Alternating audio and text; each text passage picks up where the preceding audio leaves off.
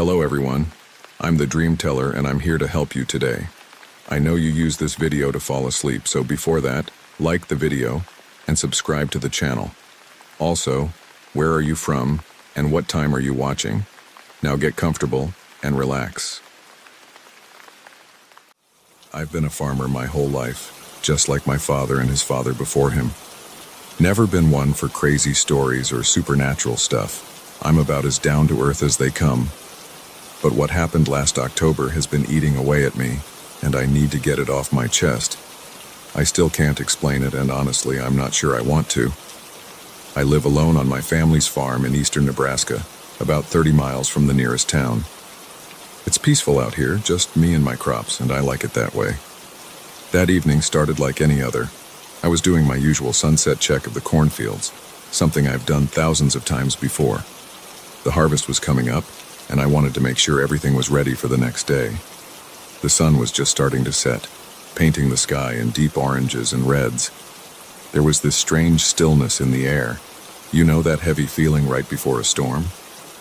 Except there wasn't a cloud in sight. The first thing that felt off was the complete silence. Usually you'd hear crickets, maybe some birds heading to roost, the rustle of corn in the breeze. But there was nothing. Absolute dead silence. That's when I noticed the first shadow. At first I thought it was just my eyes playing tricks on me. You know how your vision gets weird in low light. It was moving across the field, but there was nothing above casting it. No birds, no clouds, nothing. Just this dark shape sliding over the corn stalks like an oil slick on water. My hands started sweating on the fence post I was leaning against. I've seen all kinds of weird stuff out here. Weather phenomena, light tricks, you name it. But this was different. The shadow was moving against the direction of the setting sun, which is just wrong. Then I saw another one, and another. They were getting bigger, more defined. I'm not proud to admit it, but my first instinct was to get my phone out and record it. Stupid, right? But when I tried, my phone was dead. It had been at 80% just minutes before, but now, nothing. The temperature seemed to drop about 20 degrees in seconds. I could see my breath even though it had been a warm October day. That's when I heard it. My voice.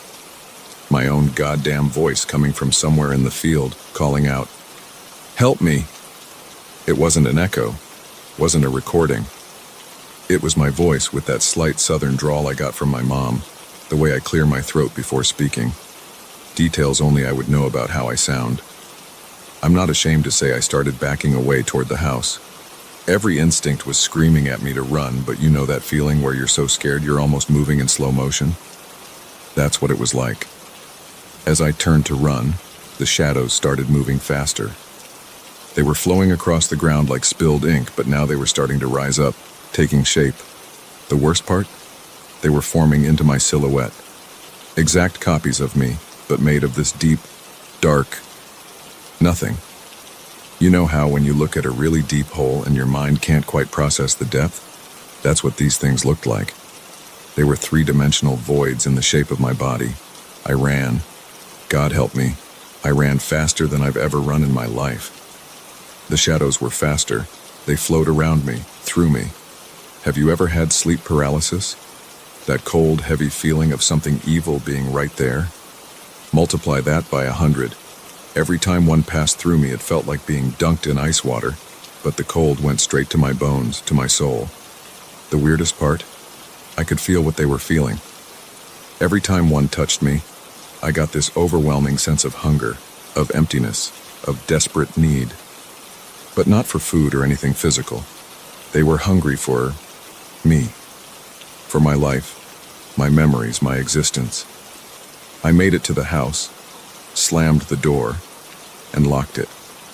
I know how stupid that sounds now. Like a door would stop something that could flow under it like smoke. But it's what you do, right? You grab onto any normal thing you can when the world stops making sense. I backed into my living room, shadows seeping under the door, through the windows. They were fully formed now, perfect copies of me, but wrong. Their movements were too smooth, too fluid. And their faces, I could see my own face on them, but the expressions were all wrong, like something wearing a mask of me, trying to figure out how to make it work. They surrounded me, and the voice came again. My voice, but from all of them at once. Help me, join me, be me. The room was ice cold now, and I could barely breathe.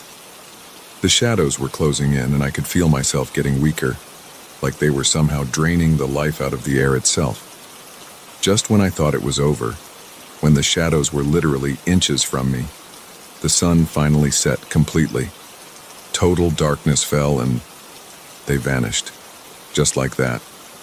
1 second they were there, the next, nothing.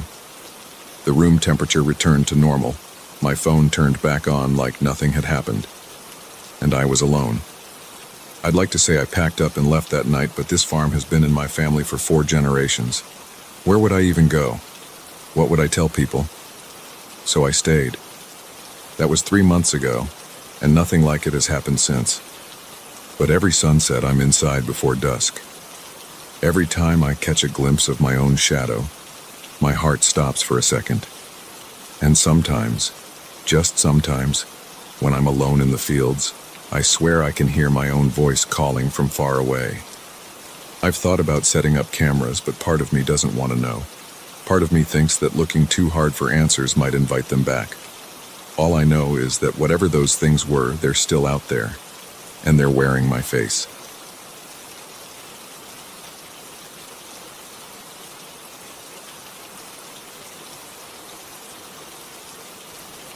I never thought I'd be sharing this, but I need to get it off my chest.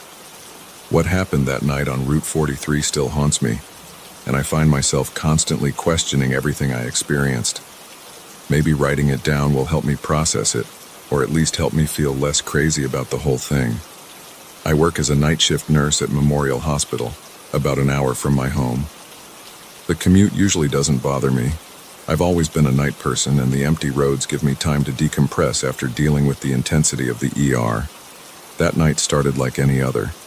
My shift had ended at 3 a.m., and I was making my usual drive home along the winding country roads. It was early March, and there was this unsettling fog that had settled in, the kind that makes the headlights bounce back at you and forces you to drive slower than usual. I had my regular late-night radio station playing softly, some mix of old rock songs that usually keeps me alert on these drives. About halfway through my route, I noticed something I'd never seen before. There was this small roadside shrine, just barely visible in my headlights. I've driven this road hundreds of times, but somehow I'd never noticed it. Maybe it was new, or maybe the fog was making me pay more attention to my surroundings than usual. I don't know what made me stop. Maybe it was exhaustion from my 12-hour shift. Or maybe it was that sense of solidarity you develop working in emergency medicine. You see so many tragic cases, and each one stays with you. I pulled over, putting my hazards on even though there wasn't another car in sight. The shrine was simple but heartbreaking. A small white cross decorated with weather-worn ribbons, some artificial flowers that had clearly been there for a while, and a framed photo protected by a plastic covering. In the beam of my flashlight, I could make out the face of a little girl, probably around 7 or 8, with these bright blue eyes and the kind of smile that just radiates pure joy. Below the photo was a small plaque. In loving memory of Sarah Mitchell, 2014-2022. Forever, our little angel. I felt that familiar ache in my chest, the same one I get when we lose a young patient in the ER. 8 years old.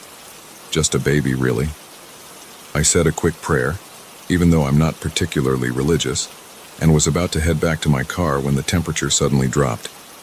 I'm not talking about a slight chill. It was like stepping into a freezer. My breath came out in visible puffs, which made no sense for a March night in Georgia. That's when I heard it. A giggle. Just a quick, light sound, like when kids try to hold in their laughter. It came from somewhere behind me, near the tree line. I spun around, my flashlight beam cutting through the fog, but there was nothing there. Just the mist swirling in the light. I told myself it was probably just an animal, maybe a bird or something. But then I heard what sounded like footsteps, small, quick steps on the gravel shoulder of the road. They seemed to be moving toward my car. My hands were shaking as I grabbed my keys from my pocket, I'm not usually the jumpy type. You can't be when you work in an ER, but something about this felt wrong. As I approached my car, I could see my breath clouding in front of me, even though my weather app said it was 65 degrees outside. I got in and locked the doors immediately. When I tried to start the car, nothing happened. Just that awful clicking sound of a dead battery. This made no sense. My car was only 2 years old, and I'd never had any problems with it. That's when I made the mistake of looking in my rearview mirror. There was a face there, not reflected from outside, but right in the back seat. It was the same little girl from the photo, but different. Her eyes weren't bright anymore. They were dark and hollow, and her skin was a sickly gray color. She wasn't smiling now. She looked lost, confused, like she didn't understand why she was there either. I couldn't move, couldn't scream, could barely breathe. The temperature inside the car plummeted so low that frost started forming on the inside of the windows. Then the radio came on by itself. It wasn't playing rock music anymore. Instead, this tinny, distorted version of Ring Around the Rosie started playing. The sound was awful, like it was coming through ancient speakers with this static underneath that almost sounded like whispering. I squeezed my eyes shut. My hands were gripping the steering wheel so tight my knuckles were white. I kept telling myself this wasn't real, that I was just overtired from my shift, that maybe I'd fallen asleep at the wheel and this was all a dream. When I finally forced myself to look in the mirror again, she was gone. The radio cut out mid-song, leaving nothing but the sound of my own panicked breathing. My car started on the first try, like nothing had ever been wrong with it. I drove home doing 80 the whole way, not caring about speed limits or fog or anything else. When I got home, I immediately researched the accident. I found a local news article about Sarah Mitchell. She'd been killed in a hit and run at that exact spot. The driver was never found. The thing that really gets to me, though, is what happened the next day. I was so freaked out that I called in sick to work. While I was cleaning my car to help calm my nerves, something I do when I'm stressed, I found something in the back seat. It was a small friendship bracelet, the kind kids make with embroidery thread. It was old and faded, but you could still make out the pattern of pink and purple threads woven together. I went back to the shrine the next day, in broad daylight. The bracelet in the photo around Sarah's wrist was identical to the one I'd found in my car. I left it at the shrine, along with some fresh flowers. I still drive that route to work. I have to. But I never stop there anymore. Sometimes, though, when I drive past late at night, my radio will catch a few notes of that nursery rhyme through the static. And sometimes, just sometimes, I swear I can hear distant laughter carried on the wind. I don't expect anyone to believe me. Most days, I'm not sure I believe it myself. But I know what I experienced that night, and I know that bracelet was real. I've seen a lot of death in my job, but this was different. It felt like Sarah was trying to tell me something, but I was too scared to listen. I still wonder what would have happened if I'd stayed, if I'd tried to communicate somehow. The rational part of my brain, the nurse who deals in facts and science, tries to explain it away. Exhaustion, stress, an overactive imagination fueled by too many night shifts. But then I remember the absolute cold, that hollow look in her eyes, and that bracelet. And I know that some things just can't be explained by logic. I've never shared this story before now, partially because I was afraid people would think I was crazy, but mostly because it still feels so raw, so personal. I can still perfectly picture her face in that photo at the shrine, full of life and joy, and how it contrasted with what I saw in my mirror that night. It's been months now, and I still catch myself checking my rearview mirror more often than I need to, especially on foggy nights. The strangest part? Ever since that night, whenever we get a critical pediatric case in the ER, I seem to have an unexplained sense of whether they're going to make it or not. It's like some part of me just knows. My colleagues call it good instinct or experience, but I can't help wondering if that night left me with some kind of connection to whatever exists between life and death. I don't stop at roadside memorials anymore. Not because I don't care, but because I've learned that sometimes, when you acknowledge the dead, they acknowledge you back. And once that door is opened, You can never be quite sure it's fully closed again.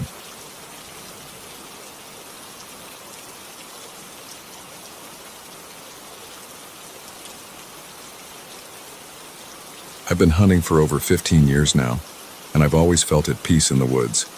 My cabin in northern Michigan has been my sanctuary, especially during deer season. But what happened last week?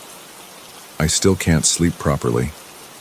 I keep checking the windows, jumping at every little noise. I need to write this down, maybe someone can help me make sense of it. I own this small hunting cabin about 30 miles from the nearest town. It's nothing fancy, just a bedroom, a small kitchen, and a bathroom. But it's mine, and I've always felt safe there. Last Tuesday, I decided to set up a new trail camera I'd bought. I wanted to track the deer movements near my favorite hunting spot, about 200 yards from my cabin. The camera was one of those newer models with night vision and motion sensors. I secured it to a thick oak tree facing a well-used game trail. I remember being excited about finally upgrading from my old broken camera. It was around 4 p.m. when I finished setting it up, and I spent the rest of the evening doing routine maintenance around the cabin, checking the generator, storing some firewood, normal stuff. That night I went to bed around 10 p.m. like usual. Nothing felt off. Just another quiet night in the woods. The next few days were uneventful. I did some hunting, made some repairs to the cabin's roof, and basically just enjoyed the solitude. On Friday afternoon, I decided to check the trail cam. I remember it was getting dark early because of the overcast sky. The air felt heavy, like it does before a storm. I grabbed my flashlight and headed out to retrieve the SD card. Back in my cabin, I plugged the card into my laptop. The first few photos were what you'd expect: deer, raccoons, a fox. But then, my hands started shaking when I saw the next set of images. They were photos of me, inside my cabin, sleeping. The timestamps showed they were from Wednesday night. The camera was still attached to that oak tree, 200 yards away. There was no way it could have taken these photos. But there I was, clearly visible through my bedroom window, sleeping in my bed. The photos were taken about 15 minutes apart, starting at 2:13 a.m. I felt my stomach turn as I clicked through them. In each photo, I was in the same position, sleeping on my right side. But in the last photo, time-stamped 3:48 a.m., there was something else. A dark figure, standing at the foot of my bed. It was blurry, like it was moving when the photo was taken, but I could make out what looked like a tall, thin shape. It seemed to be leaning slightly forward, as if it was watching me sleep. My hands were trembling so badly I almost dropped my laptop. That's when I heard it, a soft scraping sound coming from outside. It sounded like branches dragging across the cabin's outer wall. But there weren't any trees close enough to touch the cabin. I sat completely still, barely breathing. The scraping stopped, and for a few seconds, there was absolute silence. Then I heard slow, deliberate footsteps in the leaves outside. They were moving around the cabin, towards my window. I wanted to run, but I was frozen in place. My eyes were fixed on the window, and that's when I saw it. In the growing darkness outside, a figure was standing there, watching me. It was exactly like the blurry shape from the photo, but now it was real, solid. I could make out long, thin limbs, and what seemed like an unnaturally elongated head. It wasn't moving, just staring. I finally managed to move. I scrambled away from the window, grabbing my rifle from beside the bed. When I looked back, the figure was gone. My hands shaking, I turned on every light in the cabin and checked all the windows and doors. Everything was locked, just as I'd left it. I sat in the corner of my bedroom, rifle in hand, until sunrise. As soon as there was enough light, I went back to my laptop to look at those photos again to prove to myself I hadn't imagined it all. But when I opened the folder, the photos of me sleeping were gone. Only the normal trail cam photos remained. The deer, raccoons, and fox. That's when I noticed something that made my blood run cold. The cabin door, which I distinctly remembered locking the night before, was now slightly open. Just an inch or so, but enough to let in a cold draft. I packed my things and left within 10 minutes. I haven't been back to the cabin since. I've thought about selling it, but I feel like I need to understand what happened first. The trail camera is still out there, strapped to that oak tree. Sometimes I wonder what it's recording now, what it sees in the darkness when no one is around. The thing that keeps me up at night isn't just what I saw, it's the questions I can't answer. How did my trail camera, secured to a tree 200 yards away, take photos through my bedroom window? Why were the photos deleted? And most importantly, what was that thing, and how long had it been watching me before I discovered those photos? I've been staying at my sister's house in town, but I know I'll have to go back eventually. My gear is still there, and hunting season isn't over. But every time I think about that cabin, about whatever was standing at the foot of my bed while I slept, I break out in a cold sweat. I've tried to rationalize it. Maybe someone was messing with me. Maybe they somehow hacked my trail cam. But deep down, I know that's not what happened. That figure wasn't human. The way it moved, its proportions, everything about it was wrong. I'm writing this because I need to know if anyone else has experienced something similar. Those woods have always felt alive to me, but now they feel watched. Like there's something out there that's been there all along, something that's finally decided to make itself known.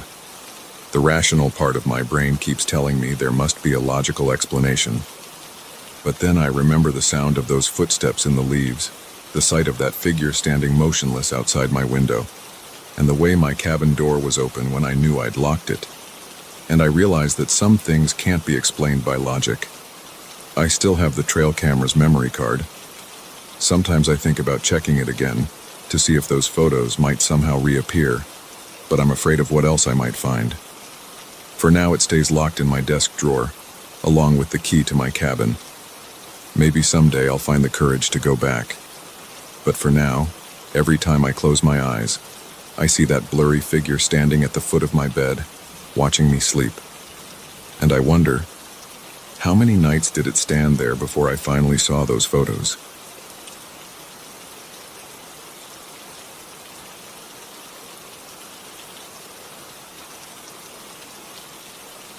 I've been a farmer in Nebraska my whole life, just like my father and his father before him. I've seen my share of weird things out in the fields, crazy weather patterns, unusual animal behavior, you name it. But what happened to me last October, I still can't make sense of it. I'm only writing this down now because I need to tell someone, and my wife thinks I'm losing my mind. It was during harvest season, and I'd been working longer hours than usual to get everything done before the first frost. The corn was ready, tall, golden, and dense. Anyone who's worked cornfields knows how they can play tricks on your mind. The way the stalks rustle in the wind, how they tower over you at full height, creating endless corridors of green and gold. But this was different. That night, I was in my workshop behind the house fixing some equipment for the next day's harvest. It was around 9 p.m., and the temperature had dropped enough that I could see my breath. The workshop's just at the edge of the cornfield, and I always keep the door open while I'm working. Helps with ventilation and lets me hear if any animals are getting into trouble. I was deep into fixing a broken chain on one of the combines when I first heard it. At first I thought it was just the wind, but then it became clearer. A whisper. "James."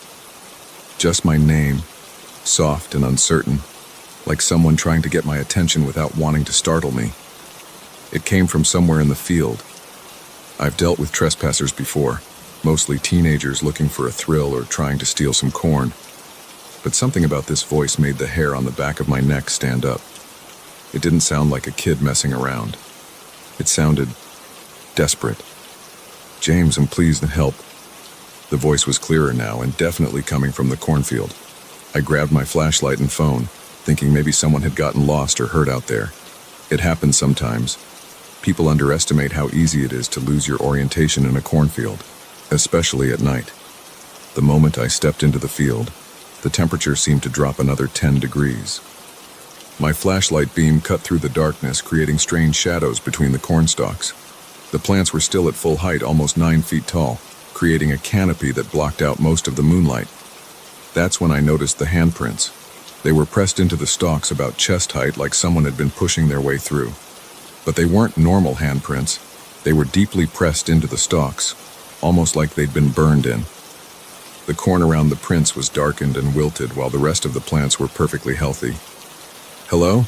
I called out, trying to keep my voice steady. "Is someone there? Do you need help?" The whispers came again, this time from behind me. "James, help us." Us. Not me. Us. I spun around, but there was nothing there except more corridors of corn stretching into darkness. I tried to mark my path by breaking stalks as I walked. An old farmer's trick, but something wasn't right. The broken stalks would somehow be standing upright again when I looked back. My phone's GPS wasn't working either. The screen just showed a spinning loading symbol like it couldn't figure out where I was. I wasn't too worried yet. I knew this field like the back of my hand. I'd grown up here, worked here my entire life.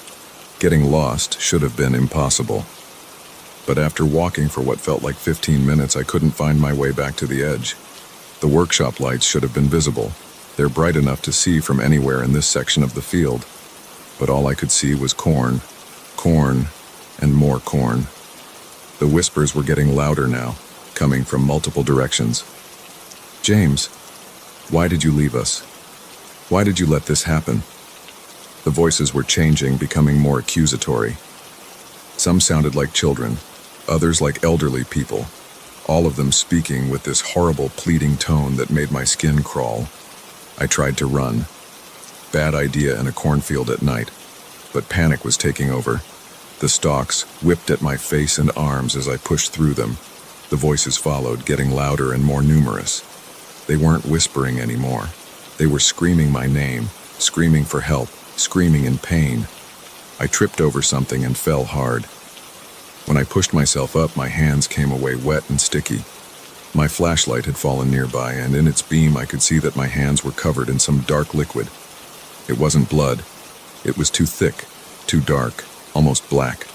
It smelled like rotting vegetation and something else, something chemical and wrong.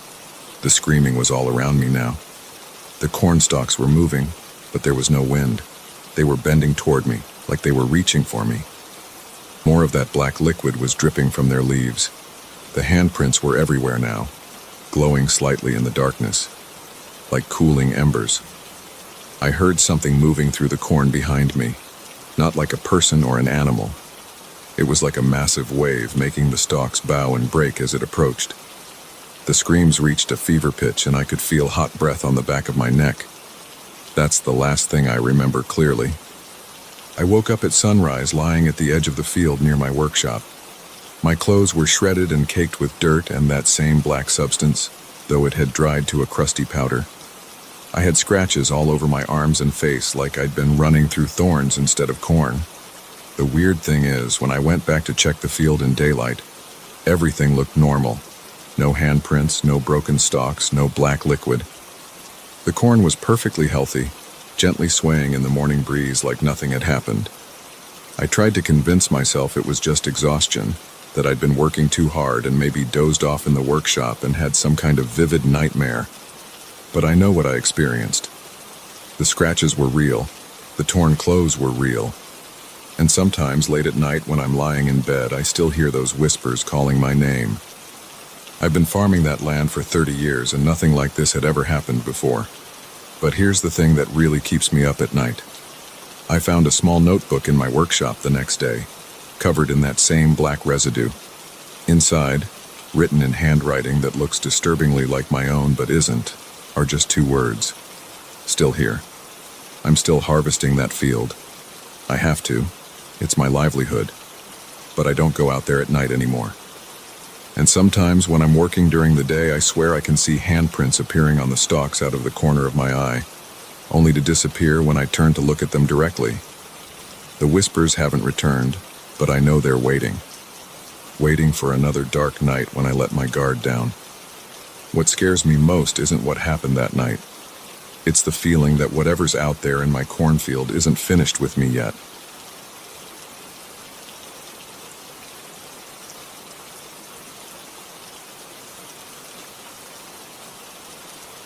I've been a long-haul trucker for nearly 15 years now, and what happened last Tuesday night still has me shaken to my core.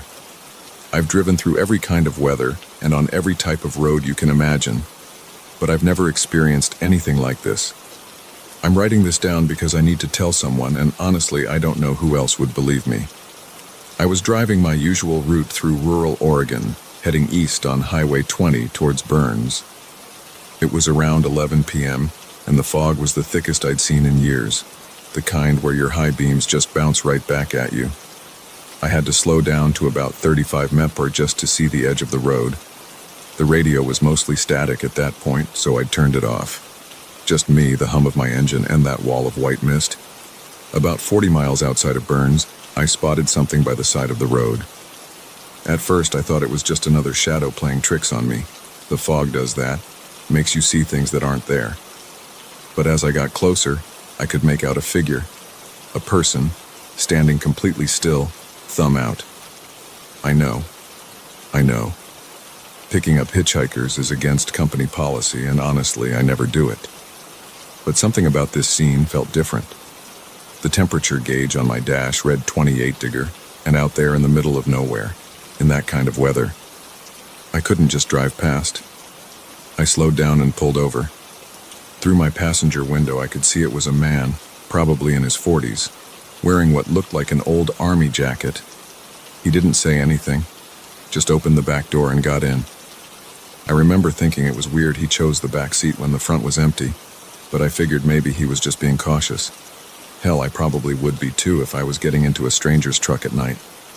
"Where you headed?" I asked, checking him out in my rearview mirror. His face was pale, almost gray in the dim light, and he was staring straight ahead. The jacket looked wet, even though it hadn't been raining. He didn't answer right away.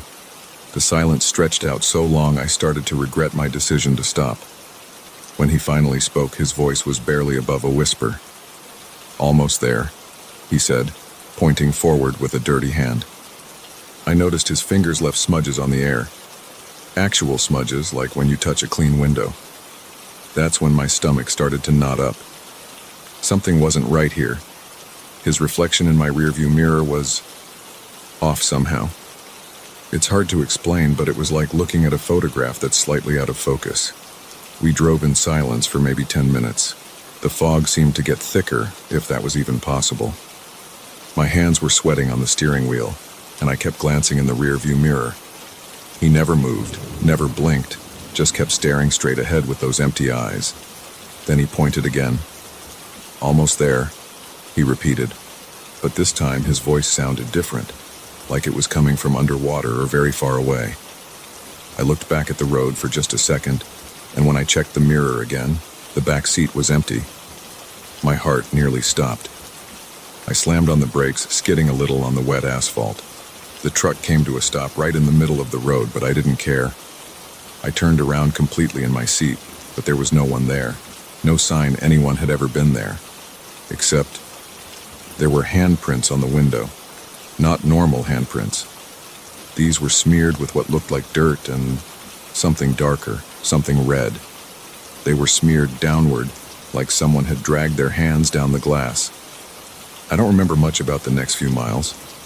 I just drove, probably faster than I should have in that fog, until I reached the truck stop outside Burns. My hands were shaking so bad I could barely put the truck in park. Inside, I must have looked as bad as I felt because the guy behind the counter, this older man named Jim, who I've known for years, immediately asked if I was okay. I told him what happened, feeling like an idiot the whole time, expecting him to laugh. But he didn't laugh. His face went kind of pale, and he asked me exactly where I'd picked up the hitchhiker. When I told him, he pulled out his phone and showed me something that made my blood run cold. It was a post from a local truckers' Facebook group, dated 3 years ago. Another driver had posted about picking up a man in an army jacket at the exact same spot. The man had sat in the back seat, said only, "Almost there," and disappeared, leaving bloody handprints on the window. The post had dozens of comments from other drivers sharing similar stories going back at least 15 years. Jim told me that stretch of Highway 20 used to be different before they rerouted it in the 80s. In 1978, there was a horrible accident there. A military transport vehicle went off the road in heavy fog, killing everyone inside. They never found all the bodies. I've driven that route 6 times since then, always in daylight. The fog's never been that thick again, and I haven't seen any hitchhikers. But sometimes when I pass that spot, my rear-view mirror catches something that might be a shadow, might be a reflection, might be nothing at all. And even though I've had the windows cleaned dozens of times, if you look at the back passenger window at just the right angle, you can still see what looks like faint handprints smeared down the glass. I don't pick up hitchhikers anymore. Last week I ran into another trucker at a rest stop who recognized my truck number. Before I could say anything, he asked me if I'd ever picked up a man in an army jacket on Highway 20. Turns out he'd had almost the exact same experience 2 months ago. Same spot, same fog, same words. Almost there. I don't know what to make of all this. I'm not saying I believe in ghosts or anything like that, but I know what I saw.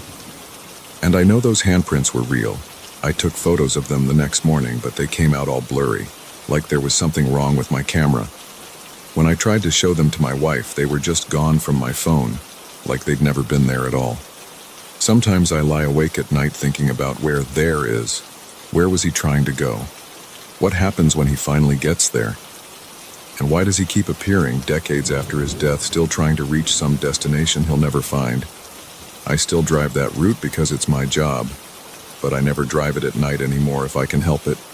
And every time I pass that spot, even in broad daylight, I can't help but glance in my rearview mirror, half expecting to see that pale face staring back at me, pointing forward, whispering those words that still haunt my dreams. Almost there.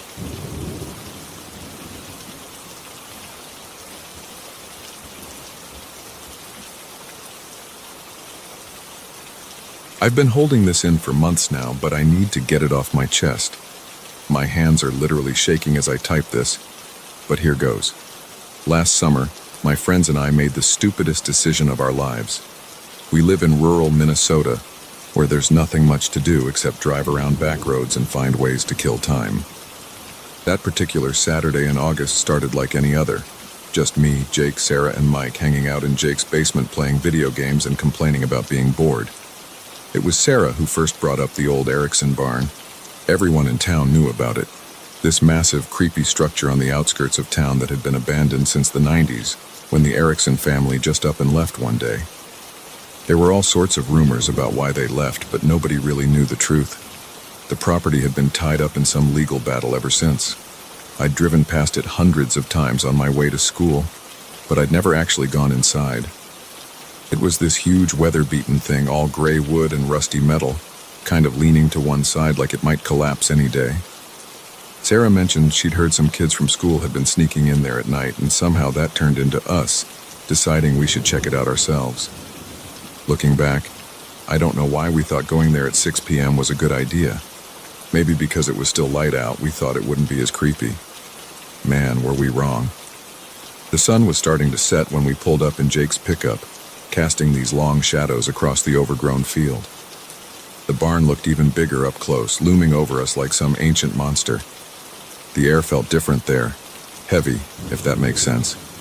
Like when a storm's about to hit, but the sky was clear. We had to push through these tall weeds to get to the main doors, and I remember the plants felt weirdly cold against my legs, even though it was like 80 degrees out. There was this smell, too. Not like normal barn smell, more like wet cardboard and something else I couldn't place. Mike managed to pull one of the doors open enough for us to squeeze through. The hinges made this awful screech that made my teeth hurt. Inside, it was this huge open space with old farm equipment scattered around, all covered in decades of dust and cobwebs. Bits of sunlight came through gaps in the walls, making these weird light beams in the dusty air. We were just kind of wandering around, looking at stuff and taking pictures on our phones, when Sarah pointed out this rickety wooden ladder leading up to the hayloft. We could see there was still some old hay up there, and what looked like some other junk. Jake dared Mike to go up first, and of course Mike couldn't back down from a dare. That's when things started getting weird. We were all laughing and joking around, but then suddenly Sarah grabbed my arm. "Did you guys hear that?" she whispered. We all froze, and then we heard it. Footsteps clear as day moving across the floor above us. Not like animal footsteps either. These were definitely human. Slow, deliberate steps, like someone walking heel to toe. Jake tried to play it cool. "It's probably just some other kids," he said, but his voice was shaking. We all knew no one else had come in. We would have heard the door. The footsteps stopped right at the edge of the hayloft, right above where we were standing. I don't know what possessed us, but we decided to check it out. Maybe it was that thing where you're so scared you do stupid things just to prove you're not scared.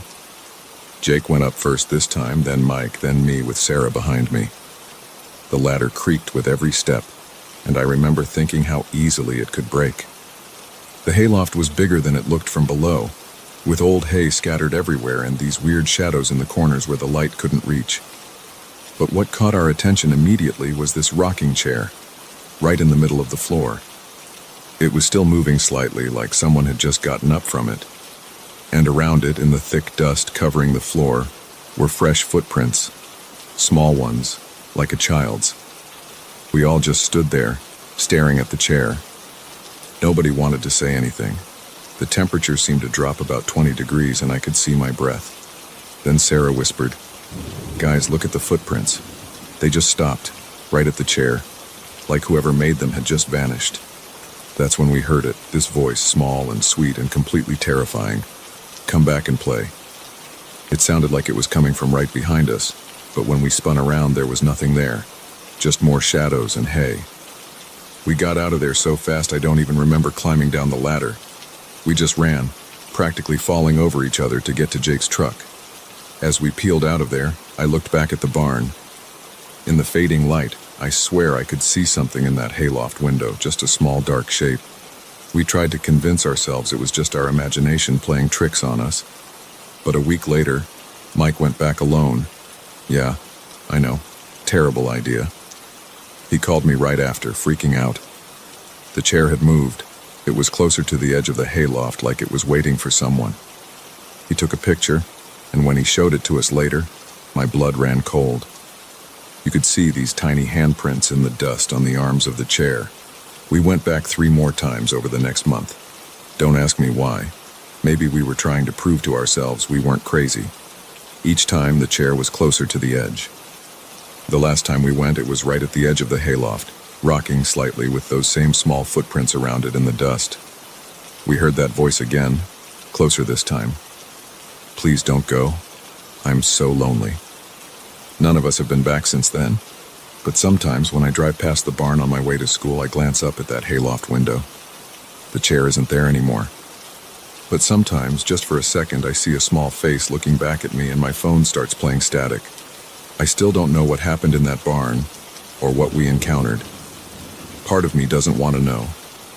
But I do know that every time I pass by, I drive a little faster. And I never ever look up at that window after dark. I noticed something else weird recently.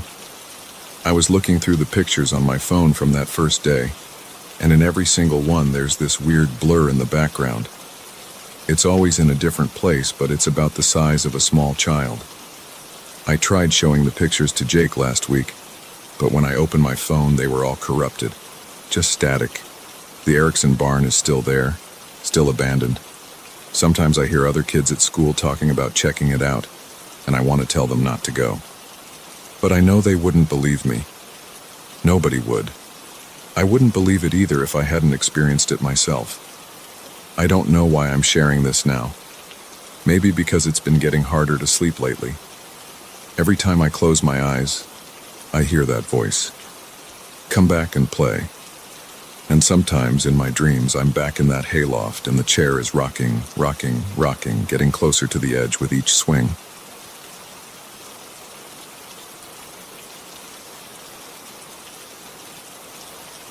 I've been trying to make sense of what happened to me last Tuesday night, and I still can't wrap my head around it. I know this might sound crazy, but I need to get this off my chest. I haven't been able to sleep properly since then, and every time I close my eyes, I see that grin. It was around 11:30 p.m., and I was driving back home from visiting my sister in Cedar Rapids. I usually avoid driving this late, but she had an emergency with her kid, and I stayed longer than planned. The drive back to Des Moines normally takes about 2 hours on I-80, and I've done it dozens of times. But this time was different. So different that I haven't driven at night since then. The highway was practically empty, which isn't unusual for a Tuesday night. I had my music playing quietly, some random Spotify playlist, just to keep me company. The moon was barely visible behind the clouds, and there were long stretches where the only light came from my headlights and the occasional reflector on the road barriers. The first time I saw it, I thought it was just a deer. You know how they sometimes stand at the edge of the road? I slowed down instinctively. Hitting a deer out here would be a nightmare. But as I got closer, I realized it wasn't a deer at all.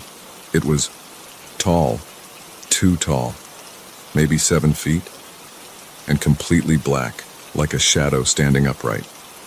I'm not talking about someone wearing dark clothes. This was different. It was like looking at a hole in reality. My hands started sweating on the steering wheel. I blinked hard, thinking I was just tired and seeing things. When I looked again, there was nothing there.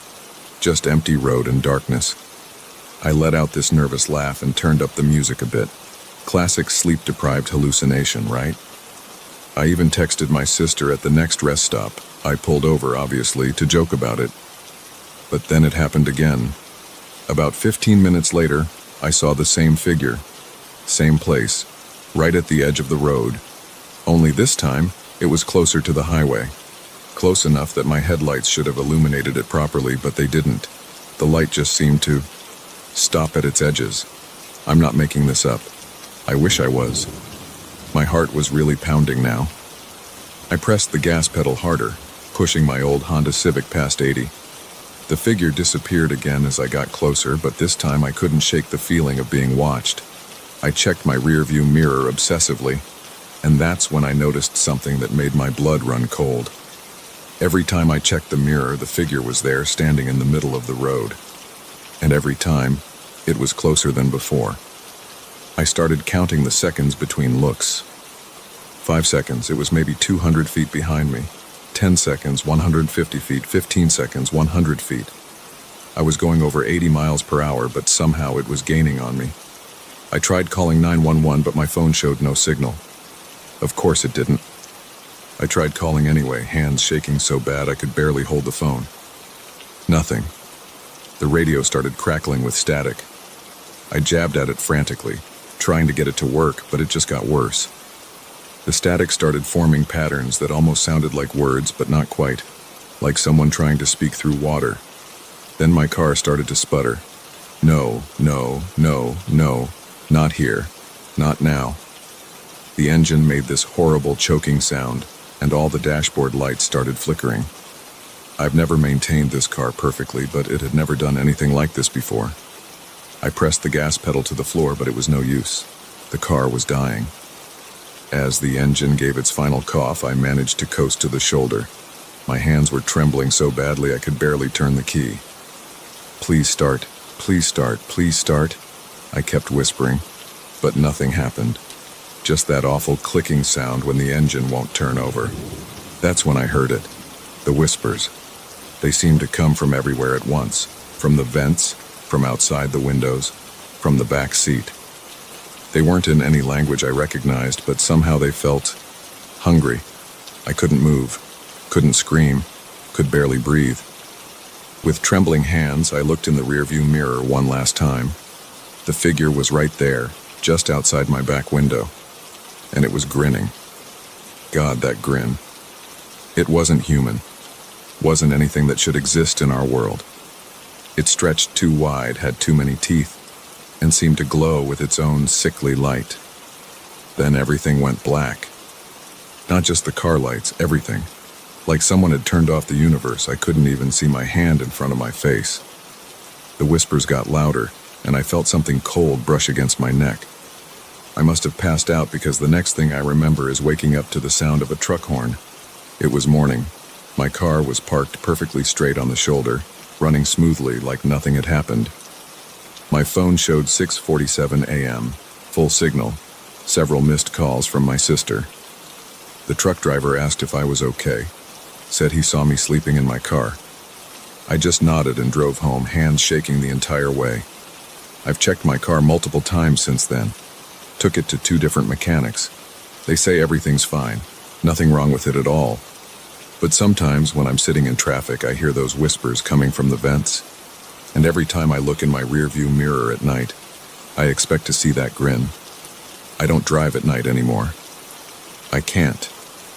And I keep wondering, what if it's still out there on that highway waiting for someone else to drive by? What if it wasn't just me? What if it's still following me, just waiting for the right moment to show that grin again? I know how this sounds. Believe me, I do. If someone told me this story a week ago, I would have thought they were making it up or had a weird dream. But I know what I saw, what I heard, what I felt. And I can't shake the feeling that somehow whatever that thing was, it let me go. Like it was just playing with its food. I still haven't told my sister the full story. Haven't told anyone really. How do you even begin to explain something like this? But I needed to write it down, to tell someone. Because every night since then I've been checking all my mirrors before I go to bed. And every night I wonder if tonight will be the night I see that grin again.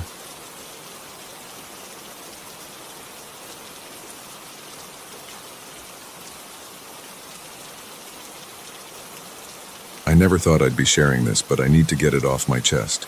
What happened at my grandmother's farmhouse last month still keeps me up at night, and I'm hoping that writing about it might help me process everything. I've always been skeptical about paranormal stuff, but after what I experienced, I honestly don't know what to believe anymore. My grandmother passed away earlier this year, and since I was her only grandchild, she left me her old farmhouse in rural Vermont. It's a beautiful place, honestly. One of those classic New England homes from the 1800s with white clapboard siding and black shutters. I hadn't visited since I was a teenager, but I remembered loving it there as a kid. The house had been sitting empty for a few months while the estate was being settled, so I decided to spend a weekend there to sort through her belongings and decide what to do with the property. I arrived around noon on a Friday. The drive up was gorgeous with all the fall colors starting to show, but as soon as I pulled into the long gravel driveway, something felt off. I can't really explain it. The air just felt heavy somehow, like right before a thunderstorm. I figured it was just emotional, being back there without her. The key was where it had always been, under a fake rock by the back steps. Walking in, I was hit with that musty smell old houses get when they've been closed up too long. Everything was exactly as I remembered. The worn hardwood floors, the faded wallpaper in the hallway. Even her collection of antique teacups still arranged perfectly on the dining room shelves. But something about the familiar space felt wrong, like walking into your own house and finding all the furniture shifted slightly to the left. I spent most of the afternoon going through the main floor, sorting things into piles to keep, donate, or throw away. Around 4 p.m. I decided to tackle the attic. That's when things started getting weird. The pull-down attic stairs creaked badly as I climbed them, which I expected in an old house. What I didn't expect was the temperature drop. It had to be at least 15 degrees colder up there than the rest of the house. The attic was huge, running the full length of the house with small windows at either end, letting in dusty beams of late afternoon light. It was cluttered with the usual attic stuff, old furniture draped in sheets, boxes of Christmas decorations, trunks full of vintage clothes. But as I was making my way through the space, I noticed something odd about one of the walls. There was a slight gap between the floorboards and the wall, and when I shone my phone's flashlight on it, I could see that the wallpaper pattern didn't quite match up. I probably should have left it alone. But my curiosity got the better of me, and I started feeling along the wall. Sure enough, there was a slight give to one section. When I pressed harder, I heard a click, and a narrow door swung inward. A hidden room. My grandmother had never mentioned anything about a hidden room. The space beyond was tiny, maybe 6x8 feet, with a slanted ceiling following the roof line. Unlike the rest of the attic, this room was eerily organized. Everything was arranged with obsessive precision. Old photographs in neat rows on the walls, small trinkets and jewelry boxes lined up on a narrow shelf, and in the center, her old rocking chair. I remembered that chair from when I was little. She used to rock me to sleep in it, but I thought she'd gotten rid of it years ago. The photos caught my attention first. They were all of my grandmother, but something about them seemed wrong. In every single one, she was sitting in that rocking chair, wearing the same dress, a high-necked black thing with tiny pearl buttons. But the really unsettling part was her expression. In every photo, she was staring directly at the camera with this intense, almost angry look. I'd never seen her look like that. As I was studying the photos, I noticed writing on the back of one that had partially detached from the wall. When I carefully pulled it down to look, I saw it was covered in my grandmother's handwriting, but not her usual neat script. This was frenzied, the words crammed together and running into each other. I could only make out fragments. It won't let me leave and always watching and the chair knows. That's when I heard the first creak. I froze. It came from behind me, from the main attic space. I told myself it was just the house settling. Old houses make noise, right? But then I heard it again, closer this time, and again. It sounded exactly like someone rocking in a chair. I spun around, but the doorway only showed the empty attic, growing darker as the sun set. The creaking continued, steady as a heartbeat. I wanted to run, but my feet felt glued to the floor. Then the temperature dropped even further. I could see my breath clouding in front of my face. The creaking got faster, more aggressive, like someone was rocking frantically. That's when I noticed something that turned my blood to ice. The rocking chair in the room with me was empty, but its shadow on the wall showed someone sitting in it. I bolted. I didn't even bother with the attic stairs. I scrambled down them so fast I nearly fell. I ran straight out to my car and sat there with the engine running for almost an hour, trying to convince myself I was just spooked and imagining things. Eventually, I managed to talk myself into going back inside. I had to. My overnight bag was still in there, and it was a 2-hour drive back to Boston. The house seemed quiet when I went back in. Normal. I told myself I was being ridiculous. I was a grown woman, for God's sake. I'd just gotten myself worked up looking at old photos in a creepy attic. I decided to take a hot shower to calm my nerves and then head to bed. My grandmother's old bedroom was on the first floor, and I figured that would be better than staying in one of the upstairs rooms closer to the attic. That's when things got really bad. I was just getting out of the shower when I heard it. That same creaking sound coming from directly above me. But this time it was accompanied by something else. Footsteps. Slow, deliberate footsteps, moving from the attic toward the stairs. I stood there frozen, dripping wet, listening as they made their way down to the second floor. Then the first floor, getting closer. The footsteps stopped right outside the bathroom door. I wasn't breathing. Then I heard it. A soft scratch against the wood like someone running their fingernails down the door. And a voice barely more than a whisper, but unmistakably my grandmother's. "Sweet girl, why did you open the door? Now it's loose." I burst out of that bathroom so fast I nearly took the door off its hinges. I caught a glimpse of something in my peripheral vision, a tall, dark figure at the end of the hall. But I didn't stop to look. I ran straight for the front door, but it wouldn't open. The knob turned, but it was like something was holding it shut from the other side. The creaking started again, louder now, coming from everywhere at once. I ran to the kitchen hoping to get out through the back door, but stopped dead in my tracks. The rocking chair was there, in the middle of the kitchen floor. It was rocking violently, wood screaming against wood. And behind it, I still have trouble describing what I saw. It was like a shadow, but solid somehow. Tall and thin, with 2 long arms and fingers like twigs. Where its face should have been was just darkness. Deeper than any darkness I've ever seen. And I knew it was looking right at me. My grandmother was there too, or something wearing her form. She stood beside the chair, but she wasn't solid like the shadow thing. I could see through her. She was wearing that black dress from the photos, and her face. She was crying, but the tears were black, leaving dark stains down her cheeks.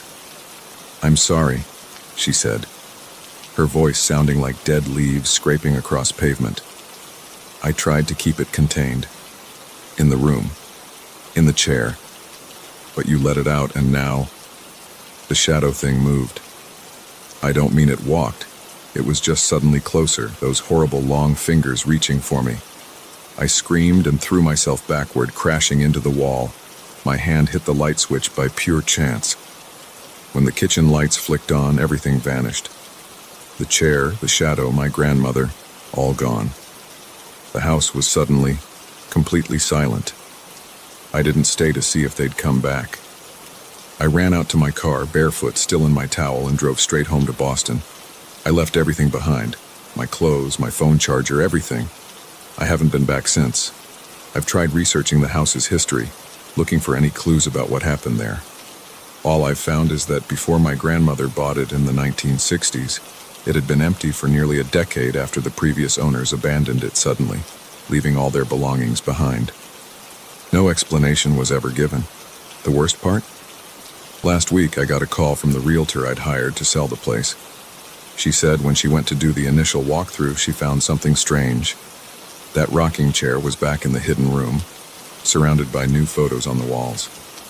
Photos of me, all taken that night, all showing me sleeping in my grandmother's old bed. Photos that would have been taken after I'd already fled the house. I'm putting the house up for sale as is. I never want to set foot in there again. But sometimes, late at night, I swear I can hear that creaking sound coming from somewhere in my apartment.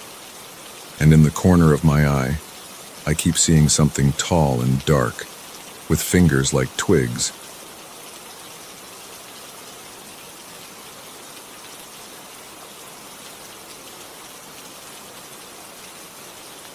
I still get chills thinking about what happened last month.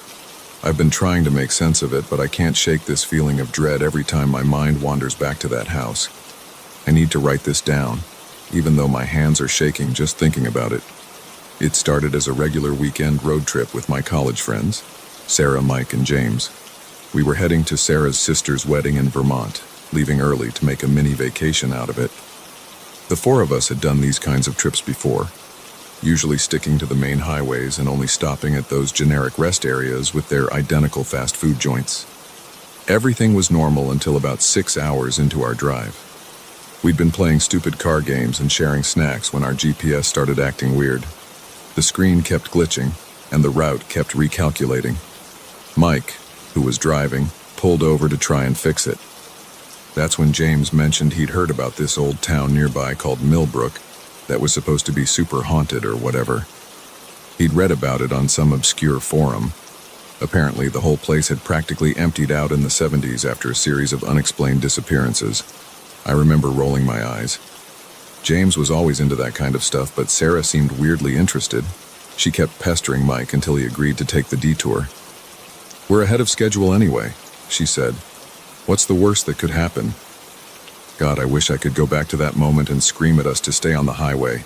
The turnoff to Millbrook wasn't even marked properly, just a worn wooden sign half hidden by overgrown branches. The road quickly turned from asphalt to gravel, then to dirt.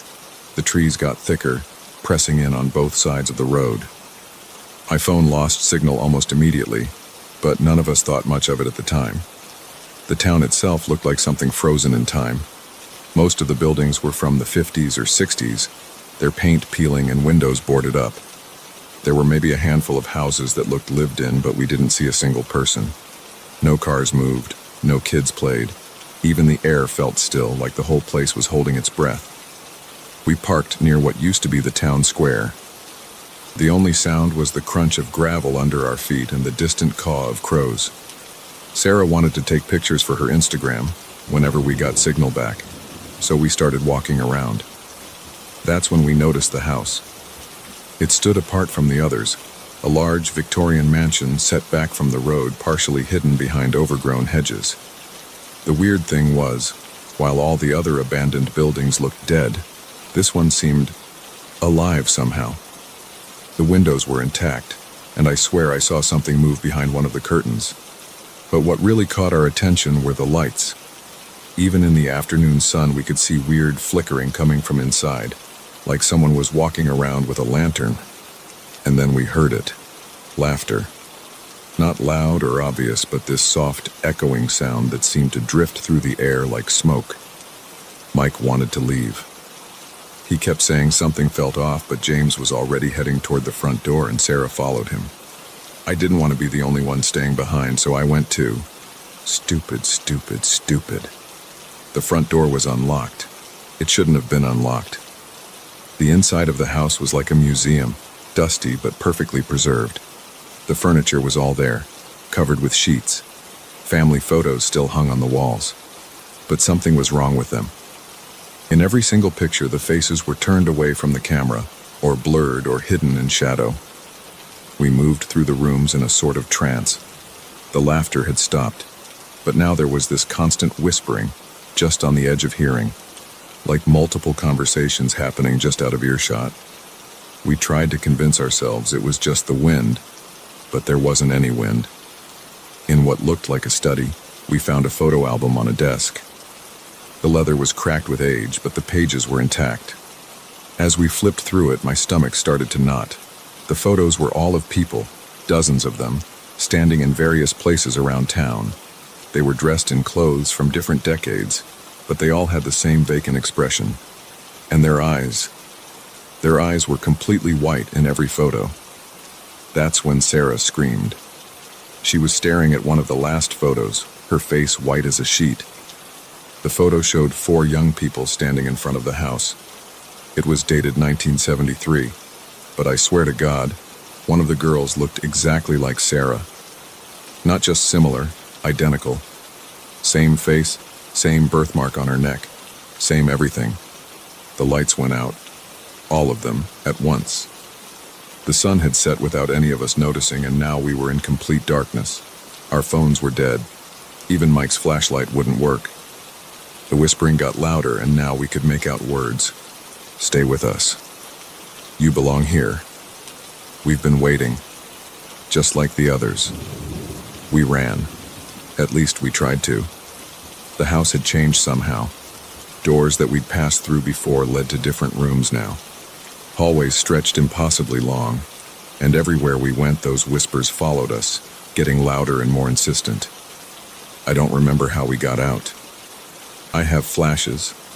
Sarah crying, Mike shoulder-checking a door, James stumbling and screaming that something was grabbing his legs. I remember the sound of our footsteps on the wooden floors, the feeling of cold hands brushing against my neck, and that goddamn whispering. We made it to the car somehow. Mike drove like a maniac until we hit the highway. None of us spoke for hours. When we finally got to the wedding, we made up some story about getting lost. What else could we say? Here's the thing that keeps me up at night. 2 weeks after we got back, I tried to find information about Millbrook online. Nothing. No forums, no ghost stories, no records. I even tried to find it on maps. The road we took doesn't exist. When I called James to ask about the forum where he'd read about the town, he had no idea what I was talking about. He swears he never suggested going there, says it was Sarah's idea, but Sarah says it was Mike who brought it up. And Mike hasn't answered his phone in 3 days. I keep checking that photo of Sarah I took on my phone from inside the house. The one where she's standing in the study, next to the desk with the album. In the picture, her face is turned away from the camera, but I know she was looking right at me when I took it. I've tried to convince myself it was just some elaborate prank, or a shared hallucination, or anything that would make sense. But I can't explain the photo I found in my jacket pocket yesterday. It's old, the edges yellowed and cracked. It shows 4 young people standing in front of a Victorian mansion. The date on the back says 2025. We haven't taken that trip yet.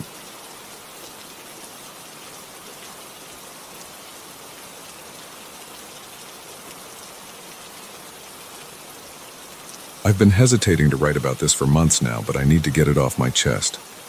What happened during our camping trip last October has been haunting me ever since. And Sarah, not her real name, suggested that writing about it might help me process everything. I'm still trying to make sense of it all, and honestly, I'm not sure I ever will. My girlfriend and I are pretty experienced campers. We usually go at least once a month during the warmer seasons. We've dealt with our fair share of wildlife encounters and sketchy weather, but nothing could have prepared us for what we experienced that night at Blackwood Creek Trail. The day started normally enough. We'd picked this particular spot because it was fairly remote, about a 3-hour drive from Portland. in a less popular area of the national forest. We'd been looking to avoid the usual crowded campgrounds, and a colleague had mentioned this place was perfect for a peaceful weekend getaway. The weather forecast looked good. Clear skies, mild temperatures, perfect for late October camping. We arrived around 2 p.m. and spent a few hours setting up our campsite. It was a beautiful spot, surrounded by towering pines and thick undergrowth. The nearest camping area was at least a mile away, and we hadn't seen another car on the dirt access road coming in. We set up our tent about 50 feet from where we parked, in a small clearing that gave us a decent view of the surrounding woods. Everything was fine until about 9:30 p.m. We'd had dinner, cleaned up, being careful about food storage because of bears, and were sitting by our dying campfire, enjoying some hot chocolate and planning our hike for the next day. The temperature had dropped considerably, and there was this weird stillness in the air. You know that feeling when it's too quiet? Like the forest is holding its breath? That's when we first heard it. A rustling sound coming from behind our tent. At first I figured it was probably just a raccoon or something, but this sound was different. It wasn't the quick scurrying noise you usually hear from small animals. This was more deliberate, like something larger moving slowly through the underbrush. Sarah grabbed my arm and whispered, "Did you hear that?" I nodded, trying to stay calm while mentally going through the list of local wildlife. Bear, mountain lion. But before I could really process it, something else caught our attention. A melody. I know how crazy this sounds, but there was this soft, haunting tune drifting through the trees. It wasn't like someone playing music on a phone or radio. This was different. It sounded like someone humming or singing very quietly, but the melody wasn't anything I recognized. It had this old, almost ancient quality to it. The rational part of my brain tried to explain it away. Maybe it was just the wind, or maybe there were other campers nearby that we hadn't noticed. But deep down, I knew this was something else. The melody seemed to come from everywhere and nowhere at the same time, and it made the hair on the back of my neck stand up. Sarah and I looked at each other, and I could see the same mix of curiosity and fear in her eyes that I was feeling. That's when we noticed a faint light through the trees, maybe about 100 yards from our campsite. It looked like an old-fashioned lantern, the kind that uses oil, giving off this warm, flickering glow. It wasn't moving, just hanging there in the darkness like it was waiting for something, or someone. "Should we check it out?" Sarah whispered. Every horror movie I'd ever seen was screaming at me to say no, but something about that light was compelling. It felt like it was calling to us specifically. Looking back, I wish we'd stayed put, but curiosity got the better of us. We grabbed our flashlights and slowly made our way toward the light. The singing got slightly louder as we approached, but it still had that distant, ethereal quality. The forest around us felt different now. The trees seemed taller, more imposing, and the shadows deeper than they should have been. Every step we took felt like we were moving through molasses, like the air itself had become thick and resistant. As we got closer to the lantern, that's when we saw her. About 20 feet beyond the light, there was a woman standing with her back to us. She was wearing what looked like a long white dress that seemed to glow faintly in the darkness. She was completely still except for a slight swaying motion, and the singing was definitely coming from her. The melody was clearer now, and it made my chest ache with a sadness I can't explain. I wanted to call out to her, to ask if she needed help, but my voice wouldn't work. It felt like speaking would break whatever strange spell had fallen over the forest. Sarah's grip on my arm was so tight it hurt, but I barely noticed it. We were both transfixed by the scene in front of us. Slowly, the woman turned her head, not her body, just her head, and what I saw in that moment will haunt me for the rest of my life. Her face was pale, almost luminescent in the lantern light, but her eyes were completely black, like empty spaces in reality. She was looking right at us, but also past us, into the deeper darkness of the forest. The singing stopped, and in that moment of silence, I swear I could hear my own heart trying to beat its way out of my chest. Then, everything happened at once. The lantern went out with a sudden hiss, plunging us into complete darkness. The flashlights in our hands flickered and died simultaneously. The temperature dropped so drastically that I could see my breath in the beam of moonlight filtering through the trees. And the silence. It wasn't just quiet. It was like all sound had been sucked out of the world. But somehow this silence felt alive, like it was pressing against my eardrums. We ran. I don't remember making the conscious decision to run, but suddenly we were crashing through the undergrowth, branches whipping at our faces, stumbling over roots and rocks in the darkness. I couldn't tell if we were heading in the right direction, but at that point I didn't care, we just needed to get away. When we finally made it back to our campsite, everything looked normal. Our tent was still there, the embers of our fire still glowing faintly. Our flashlights were working again, though I don't remember them coming back on. The forest sounds had returned, crickets chirping, the rustle of leaves in the wind. It was like nothing had happened. We spent the rest of the night in our tent, wide awake, listening to every sound. We didn't talk about what we'd seen. I think we were both afraid that speaking about it would somehow make it more real. As soon as the first light of dawn appeared, we packed up and left. Here's the thing that still bothers me the most. When we were leaving, I noticed something that makes me question everything I thought I knew about that night. The area where we'd seen the woman and the lantern, it should have been visible from the road. But in the daylight, I could see that the terrain in that direction dropped off into a steep ravine. There was no way anyone could have been standing where we saw her. Sarah and I have tried researching the area since then, looking for any local legends or similar experiences, but we haven't found anything concrete. We haven't been camping since that night, and honestly, I'm not sure when or if we'll go again. Sometimes when it's really quiet at night, I think I can hear that melody again, just at the edge of my hearing. And sometimes in my dreams, I see those black eyes staring not at me, but through me, like they're seeing something terrible approaching from a great distance. I don't expect anyone to believe this story. Hell, I'm not sure I would believe it if someone else told it to me. But I know what we experienced that night was real, even if I can't explain it. Whatever that woman was, whatever she was warning us about or leading us to, I'm grateful we didn't stick around to find out. Some mysteries are better left unsolved.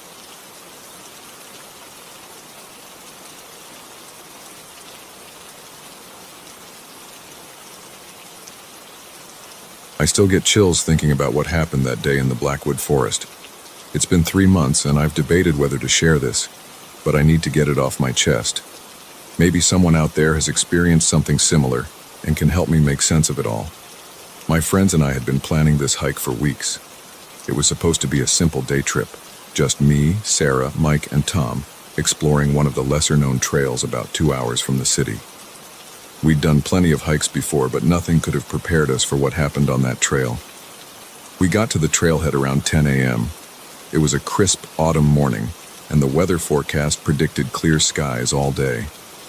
The trail wasn't marked on any official maps, but Tom had heard about it from some locals who said it offered amazing views. Looking back, I should have seen the red flags when we noticed there were no other cars in the parking area, but we just thought we'd gotten lucky. The first couple of hours were actually pretty great. The forest was dense but beautiful, with old-growth trees towering above us.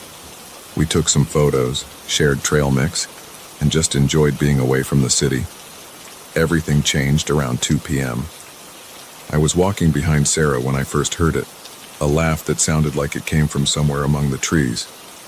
It wasn't particularly loud, but something about it made the hair on the back of my neck stand up. It sounded almost childlike, but not quite right, like someone trying to imitate a kid's laugh but not quite getting it right. "Did you guys hear that?" I asked. Everyone stopped walking. "Yeah, probably just some other hikers," Mike said, but he didn't sound convinced. We stood there for a moment, listening. The forest had gotten weirdly quiet. No birds, no rustling leaves, nothing. We kept walking, but now there was this tension in the air. The laugh came again, closer this time, and definitely not from the direction of the trail. Sarah grabbed my arm and I could feel her hand shaking. That's when we started noticing the symbols. They were carved into the tree trunks, not fresh carvings, but old ones that had grown with the trees. They looked like crosses between triangles and spirals, but somehow wrong, like they hurt your eyes if you looked at them too long. Tom tried to take a picture of one, but his phone kept glitching every time he pointed it at the symbols. The sun was starting to set earlier than it should have. I checked my phone. It was only 3:30 p.m., but the shadows were stretching like it was early evening. The trees seemed to be getting thicker, closing in around us. We decided to turn back. That's when things got really messed up. We turned around to retrace our steps, but the trail just wasn't there anymore. Instead of the clear path we'd been following, there were just more trees, more symbols, and more shadows that seemed to move when you weren't looking directly at them. Mike tried using his phone's GPS, but it showed us in completely different locations every time he checked. Sarah's phone was dead, even though she'd started the hike with a full charge. Tom's phone kept showing the same glitchy screen it had when he tried to photograph the symbols. The laughter started getting more frequent. Sometimes it sounded like it was coming from right behind us. Other times it seemed to echo from all directions at once. We huddled together and tried to walk in what we thought was the direction back to the trailhead. But every time we thought we were making progress, those symbols would appear again, mocking us. The worst part was the shadows. As it got darker, they started moving in ways that shadows shouldn't. They would stretch toward us when we passed, like fingers trying to grab our ankles.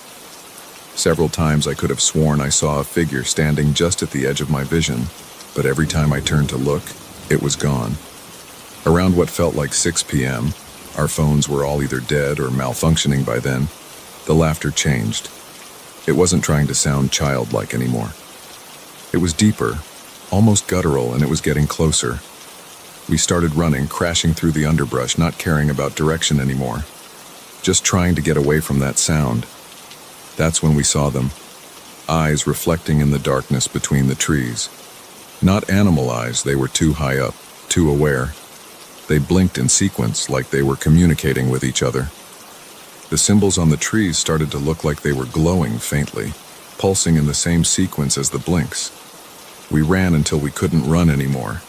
My lungs were burning, and my legs felt like they were about to give out. We ended up huddled against a massive old tree trying to catch our breath. The laughter had stopped, but now there was this low humming sound, like power lines but somehow organic.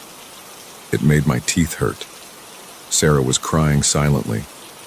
Mike kept mumbling something about how this couldn't be happening.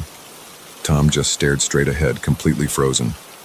I felt like I could sense something watching us, waiting for something, but I couldn't tell what. Then, just as suddenly as it had all started, everything stopped. The humming cut out like someone had flipped a switch. The shadows snapped back to where they should have been. Through the trees, we could see lights. The parking lot lights. Somehow we were back where we'd started. We practically sprinted to our car. None of us spoke on the drive home. When we finally checked our phones after getting back to cell service, they all worked perfectly fine. The timestamps on our last photos showed we'd only been in the forest for about 4 hours, but it had felt like days.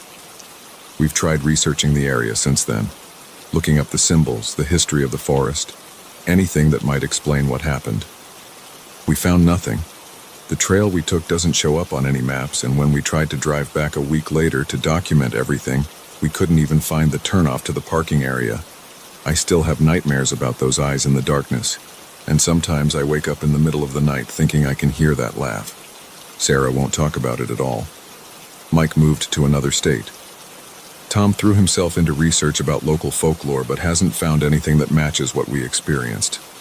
The strangest thing? When we got home that night and checked our phones, we found one photo that none of us remember taking.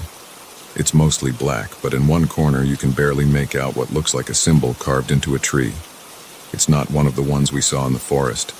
It's different somehow, and every time I try to show it to someone, my phone freezes and shuts down. I don't expect anyone to believe this story. Hell, sometimes I wake up and don't believe it myself. But I know what we experienced was real. Something was out there in those woods. Something that was playing with us, hurting us, maybe even testing us. And sometimes late at night when I can't sleep, I wonder if it let us leave, or if we're still there, just experiencing some kind of shared delusion of escape. If you know anything about similar experiences or recognize the symbols I described, please reach out. But whatever you do, if you're hiking and hear laughter in the woods, even if it sounds like children playing, turn back immediately. Some trails aren't meant to be followed.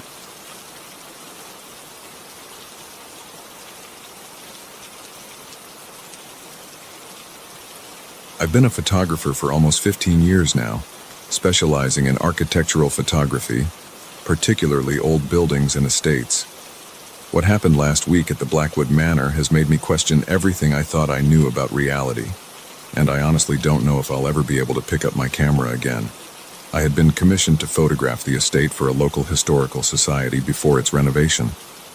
It was a fairly standard job: document the current state of the building, capture its architectural details, that sort of thing. The manor had been empty for about 8 years, but it was still in decent shape, just dusty and a bit neglected. I arrived early that morning, around 7 a.m., wanting to catch the best morning light. The caretaker let me in with a set of keys and basic instructions about which areas were structurally safe to enter. He warned me about loose floorboards and told me to stay out of the west wing, which was being assessed for water damage. Pretty standard stuff for these old places. The first few hours were completely normal. I worked my way through the ground floor, photographing the grand entrance hall, the library, and the dining room. The light was perfect, streaming through the tall windows and highlighting all the ornate moldings and architectural details. I was actually having a great time, despite the musty smell and the thick layer of dust covering everything. It wasn't until I reached the second floor that things started getting weird. I was setting up a shot in what looked like an old master bedroom. The room was huge, with floor-to-ceiling windows and this massive antique mirror mounted on one wall. It was one of those ornate Victorian ones, probably original to the house, with an elaborately carved golden frame that was now dulled with age and grime.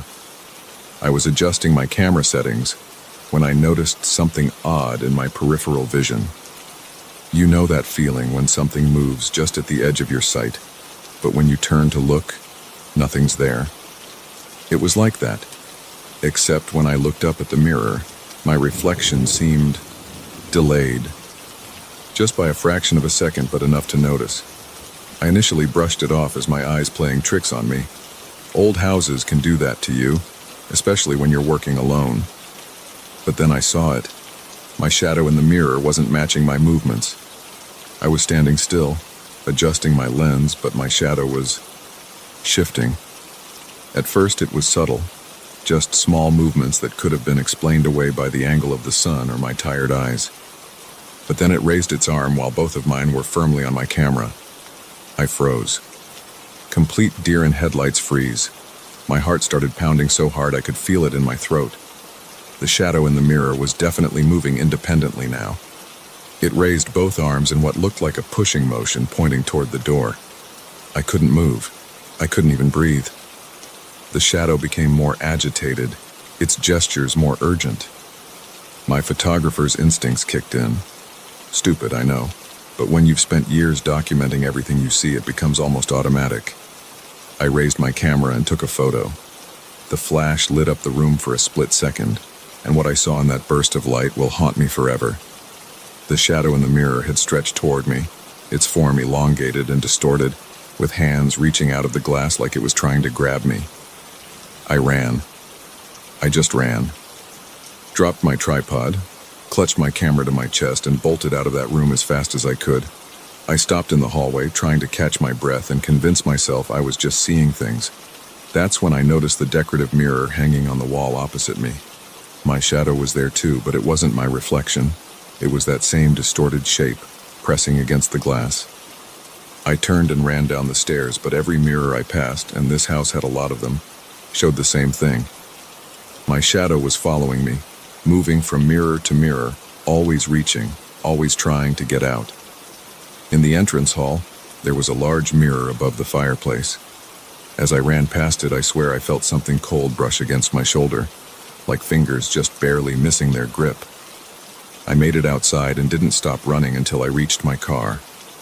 I fumbled with my keys, got in, and drove away so fast I'm surprised I didn't get pulled over.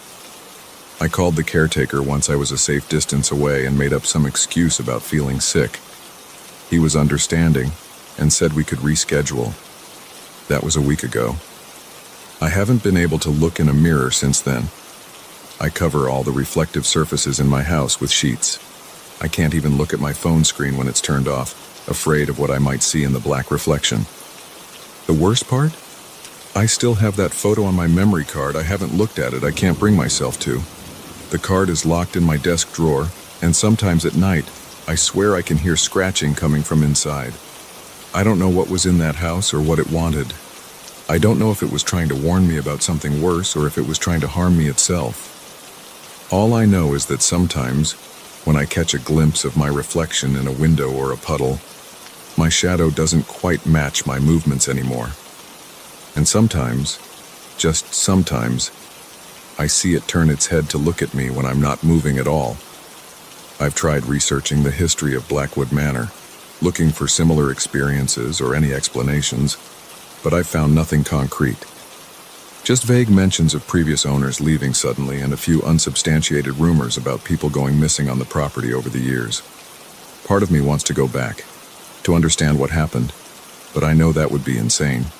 Whatever was there, whatever is still following me in reflections, it's better left alone. I'm writing this because I need someone to know what happened. I need to know I'm not crazy. Has anyone else experienced anything like this? Has anyone else seen their shadow move independently in mirrors? And most importantly, does anyone know how to make it stop? Because I swear, right now, as I'm typing this on my laptop, I can see my shadow in the black screen when I pause typing. And it's not matching my movements anymore, it's watching me. Always watching.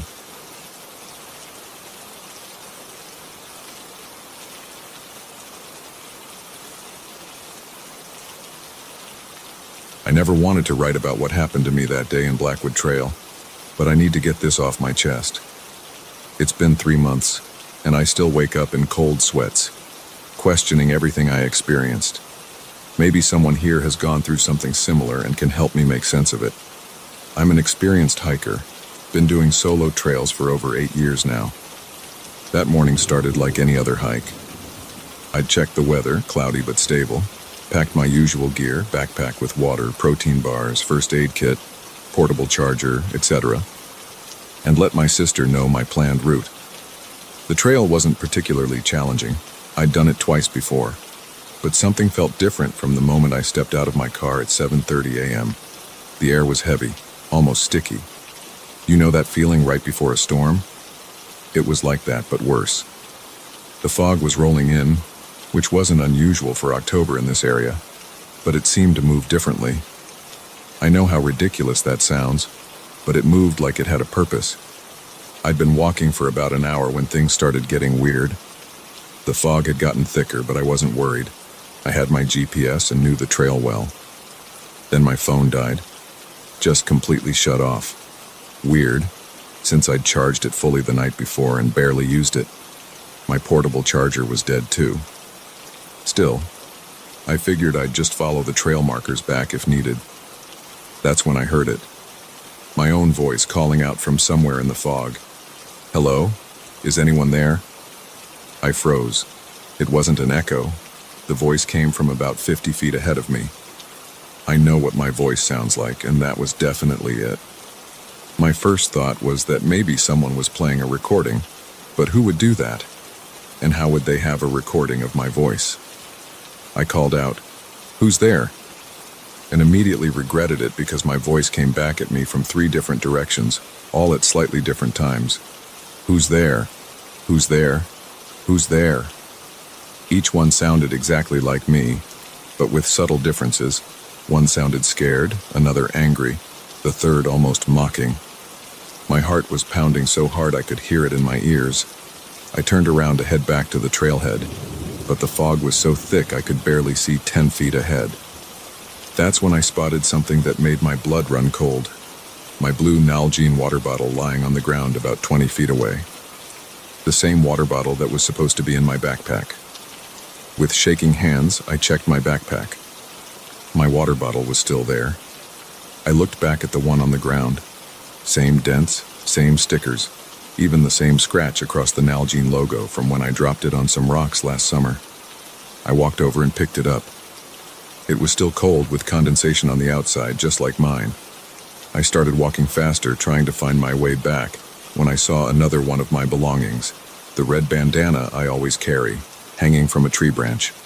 Then my protein bar wrapper, looking freshly discarded, my spare phone cable, my hiking hat, all scattered in different directions, like breadcrumbs in some twisted trail. But every time I checked, the original items were still in my backpack. The voices kept coming. Sometimes they sounded distant, sometimes so close it felt like someone was whispering in my ear. They were all my voice, but saying things I hadn't said. You need to keep going. Don't look behind you. You're almost there. Remember what happened last time? Last time? What last time? I'd never experienced anything like this before.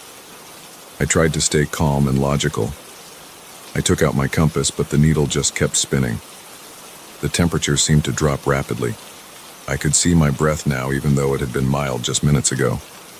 The fog was getting thicker, if that was even possible, and it seemed to pulse with a faint greenish tint. Then I found my backpack. Not the one on my shoulders, another one, identical to mine, propped against a tree. Inside was everything I'd packed that morning, arranged exactly the same way I always arrange my gear. Even the small tear in the front pocket was the same. I found another one about 50 feet away. And another, each one identical, each one containing the exact same items arranged the exact same way. The voices were getting more insistent now, overlapping each other. You need to choose. Not that way. Remember, you're going in circles. Help me. Some sounded desperate, others angry, a few seemed to be laughing, all in my voice. I started running. I don't know for how long. The voices followed, getting louder and more distorted. I tripped over something, another one of my backpacks, and fell hard. When I looked up, I saw myself standing about 30 feet away in the fog. Not a reflection, not a shadow. Me, wearing the exact same clothes, staring back. Then another figure of me appeared to the left, and another to the right. They just stood there watching, their features slightly distorted by the fog. I closed my eyes and pressed my hands against my ears, curled up on the ground. I don't know how long I stayed like that. Maybe minutes, maybe hours. My whole body was shaking, partly from cold, partly from terror. Then, suddenly, everything went quiet. The kind of quiet that feels wrong, like all the sound has been sucked out of the world. I opened my eyes. The fog was lifting, dissolving like smoke. As it cleared, I realized I was back at the trailhead parking lot, sitting right next to my car. My watch showed 11:47 a.m. Only about 4 hours had passed since I started hiking. Everything in my backpack was exactly as I'd packed it. My phone turned on normally, showing a full charge. The weather was mild again, the sun peeking through normal clouds. There was no sign of fog anywhere. I've been back to that trail several times since then, always with other people, never alone. Everything looks normal. The rangers say they've never had any similar reports. I've checked local history, paranormal websites, hiking forums. Nothing even close to what I experienced. But sometimes, when I'm alone at night, I hear my own voice whispering from the corners of my room. Remember what happened last time? And I can't shake the feeling that whatever happened that day isn't over. That somewhere in that fog, other versions of me are still walking that trail, leaving behind breadcrumbs of their own. I know how this all sounds. I've replayed it in my head countless times, trying to find a logical explanation. Carbon monoxide, some kind of toxic fog, hallucinations from dehydration or fatigue. But I was well rested, well prepared, and the weather reports from that day show nothing unusual. I still have the photos on my phone from the start of the hike. Normal forest shots, nothing unusual. But there's one image, the last one from that day, that I can't explain. It's blurry and dark, but you can make out multiple identical backpacks scattered on the ground. I don't remember taking it. I've thought about posting it here, but every time I try to upload it, my phone crashes. If anyone has experienced something similar, or knows anything about what might have happened, please let me know. I need to understand what happened that day. And why, sometimes, when I look in the mirror, I catch my reflection mouthing words I'm not saying.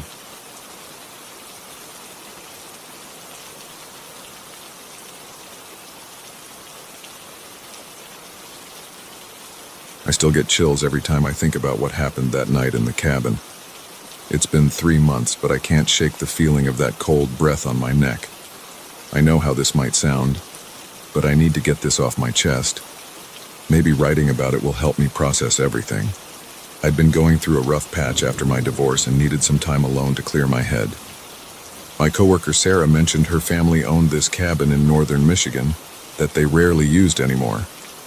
She offered to let me stay there for a weekend, saying it would be the perfect place to disconnect and reset. The cabin was pretty remote, about 30 minutes from the nearest town, deep in the woods off an unmarked dirt road. Looking back, I should have been more cautious about going alone, but I was desperate for solitude. I arrived around 4 p.m. that Friday. The drive up was beautiful, with fall colors everywhere and barely any other cars on the road.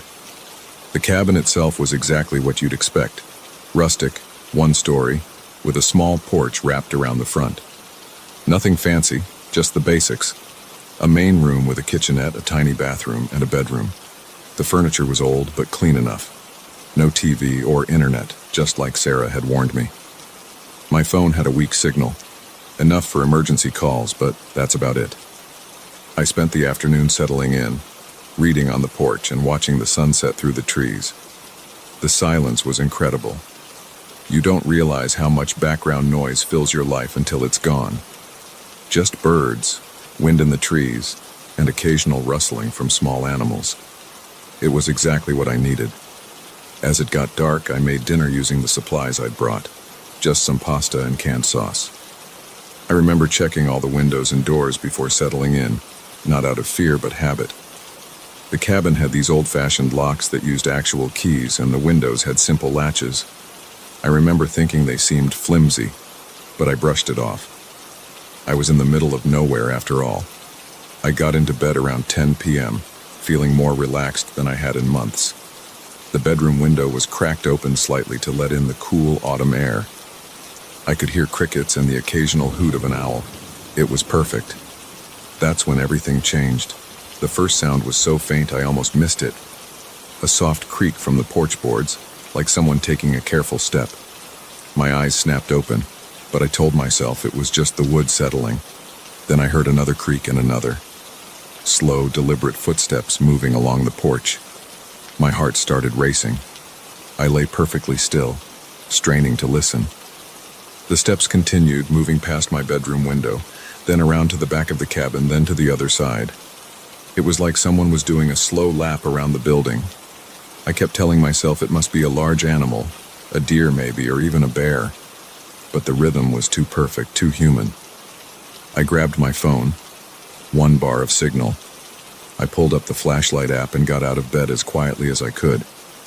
The footsteps were still circling, now coming back around to the front.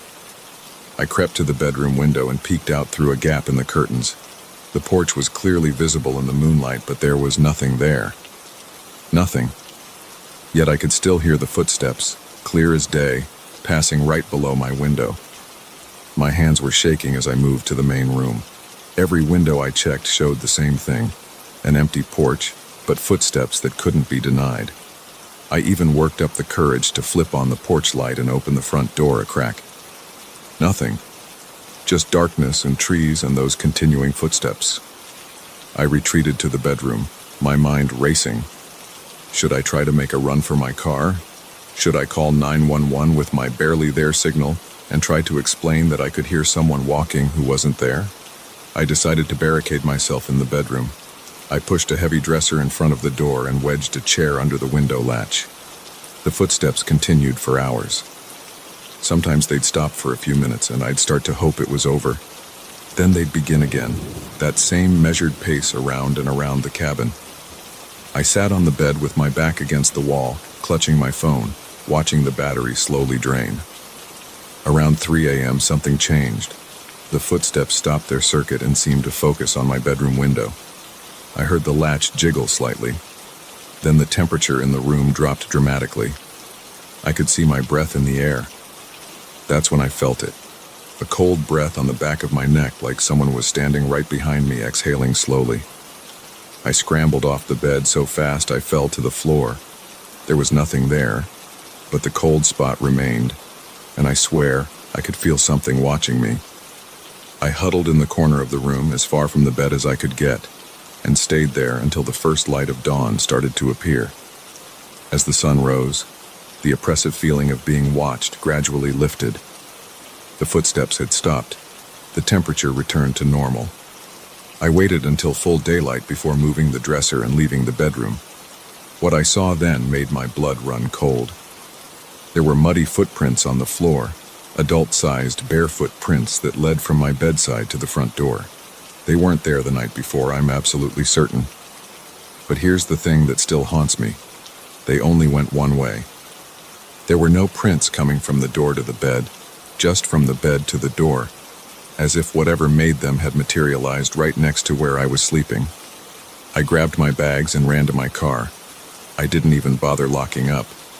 I just had to get out of there.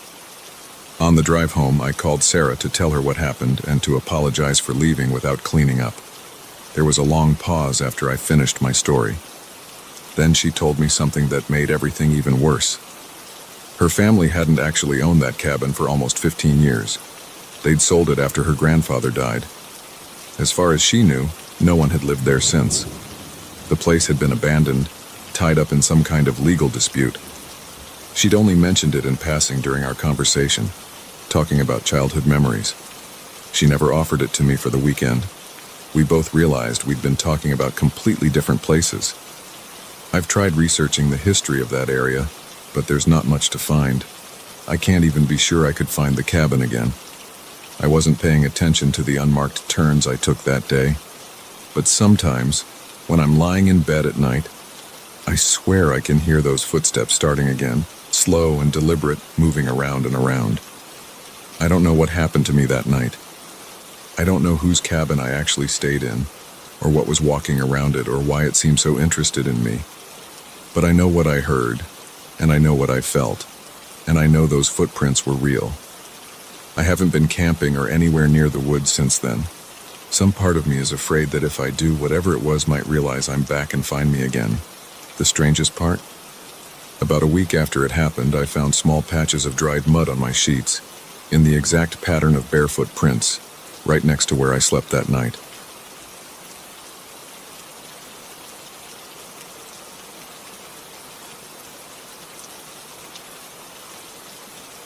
I still get chills thinking about what happened that night at Pine Shadow Campground 3 months ago.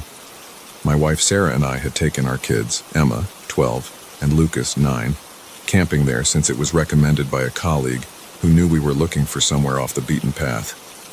We wanted to avoid the crowded state parks and really give our kids that authentic camping experience. You know, just our family surrounded by nature. God, I wish we'd just gone to one of those busy campgrounds instead. The drive there was longer than expected. We'd left Portland around 2 p.m., but between traffic and the increasingly rough Forest Service roads, we didn't arrive until almost 6. The campground was exactly what we'd hoped for. Primitive but beautiful, with only 5 designated sites spread far apart. The camp host's cabin was empty with a sign saying they'd be back tomorrow, but our spot was marked as reserved on the board, so we started setting up at Site 4. It was a gorgeous spot, tucked against old-growth pines with a small clearing perfect for our family-sized tent. Sarah and I got everything set up while the kids explored the immediate area, within our sight, of course.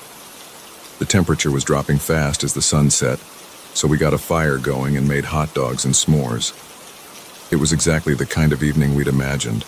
Lucas telling his made-up stories, Emma pretending to be too cool for them, but secretly smiling, Sarah taking pictures of everything. Around 10 p.m., we got the kids ready for bed. Our tent was pretty spacious, one of those tall cabin-style ones where adults can almost stand up straight. We had it divided with our sleeping area on one side and the kids on the other. The temperature had dropped into the low 40s, but we were cozy in our sleeping bags. I remember checking my phone, no signal of course, and seeing it was 11:47 p.m. when I finally started drifting off. The first knock came at 12:13 a.m. I know because I checked my phone immediately, thinking maybe a branch had fallen against the tent. It was distinct though, 3 quick taps, like someone using their knuckles on the tent wall near our feet. Sarah stirred beside me and I whispered, "Did you hear that?" She nodded in the darkness. We waited, barely breathing, straining our ears. The campground had been silent except for the usual nighttime forest sounds, the soft rustle of wind through pines, the occasional hoot of an owl. But now it felt different. The normal sound seemed to have stopped entirely. Another set of knocks came, this time from the side of the tent near Emma's head. She sat up immediately. "Dad?" Her voice was barely a whisper, but I could hear the fear in it. "It's okay, honey. Probably just some animal curious about the tent." I didn't believe that for a second. But what else could I say? I reached for the flashlight we'd kept between our sleeping bags. The knocking came again, harder this time from the opposite side. Lucas started crying quietly. Sarah pulled him close while I unzipped our sleeping bags. The temperature in the tent seemed to have dropped even further. I could see my breath in the beam of the flashlight. "Hello?" I called out, trying to sound authoritative despite my racing heart. "Is someone there?" The only response was another series of knocks, now from the front of the tent near the door. They were faster, more insistent. I crawled toward the tent door, my hand shaking as I reached for the zipper. Sarah grabbed my arm. "Don't," she whispered. But I had to know. I had to see what was out there. I pulled the zipper up just enough to peek out. The moonlight was bright enough to see our campsite clearly, but there was nobody there. Just our chairs around the dead fire, the cooler secured in the car, trees swaying gently in the breeze. I was about to close the flap when I noticed something strange about the ground around our tent. My blood ran cold as I realized what I was seeing. Handprints. Dozens of them pressed into the dirt and pine needles, forming a perfect circle around our tent. They looked fresh, as if someone, or something, had just placed them there. Some were large, like an adult's hands, others smaller, like a child's. All of them pointed inward toward our tent. The knocking started again, but now it was everywhere at once, all around us, like we were surrounded by invisible people hammering on every surface of the tent. Lucas started screaming and Emma was crying, "Make it stop, make it stop." Sarah pulled them both close, trying to cover their ears.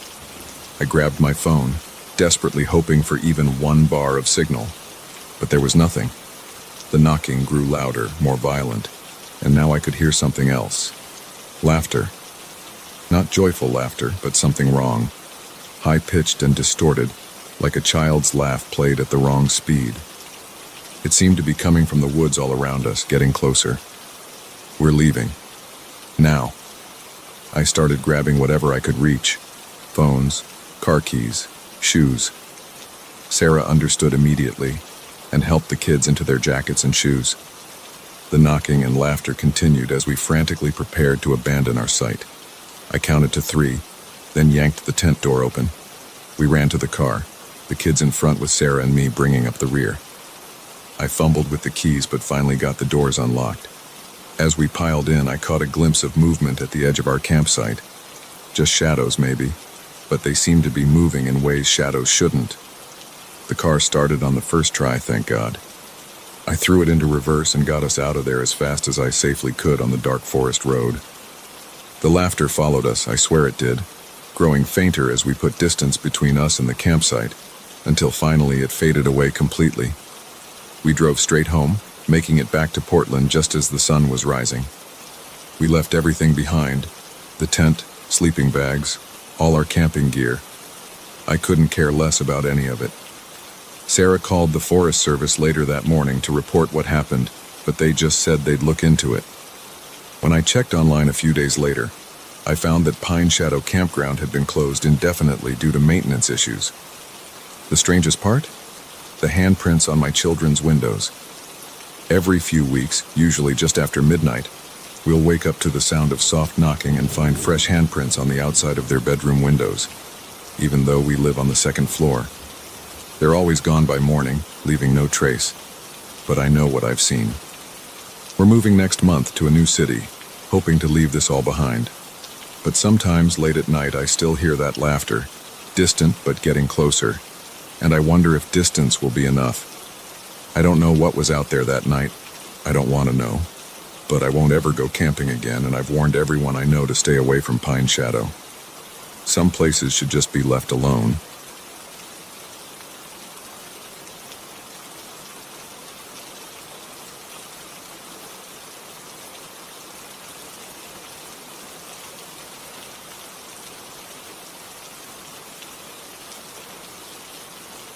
I never wanted to share this story online, but I can't keep it to myself anymore.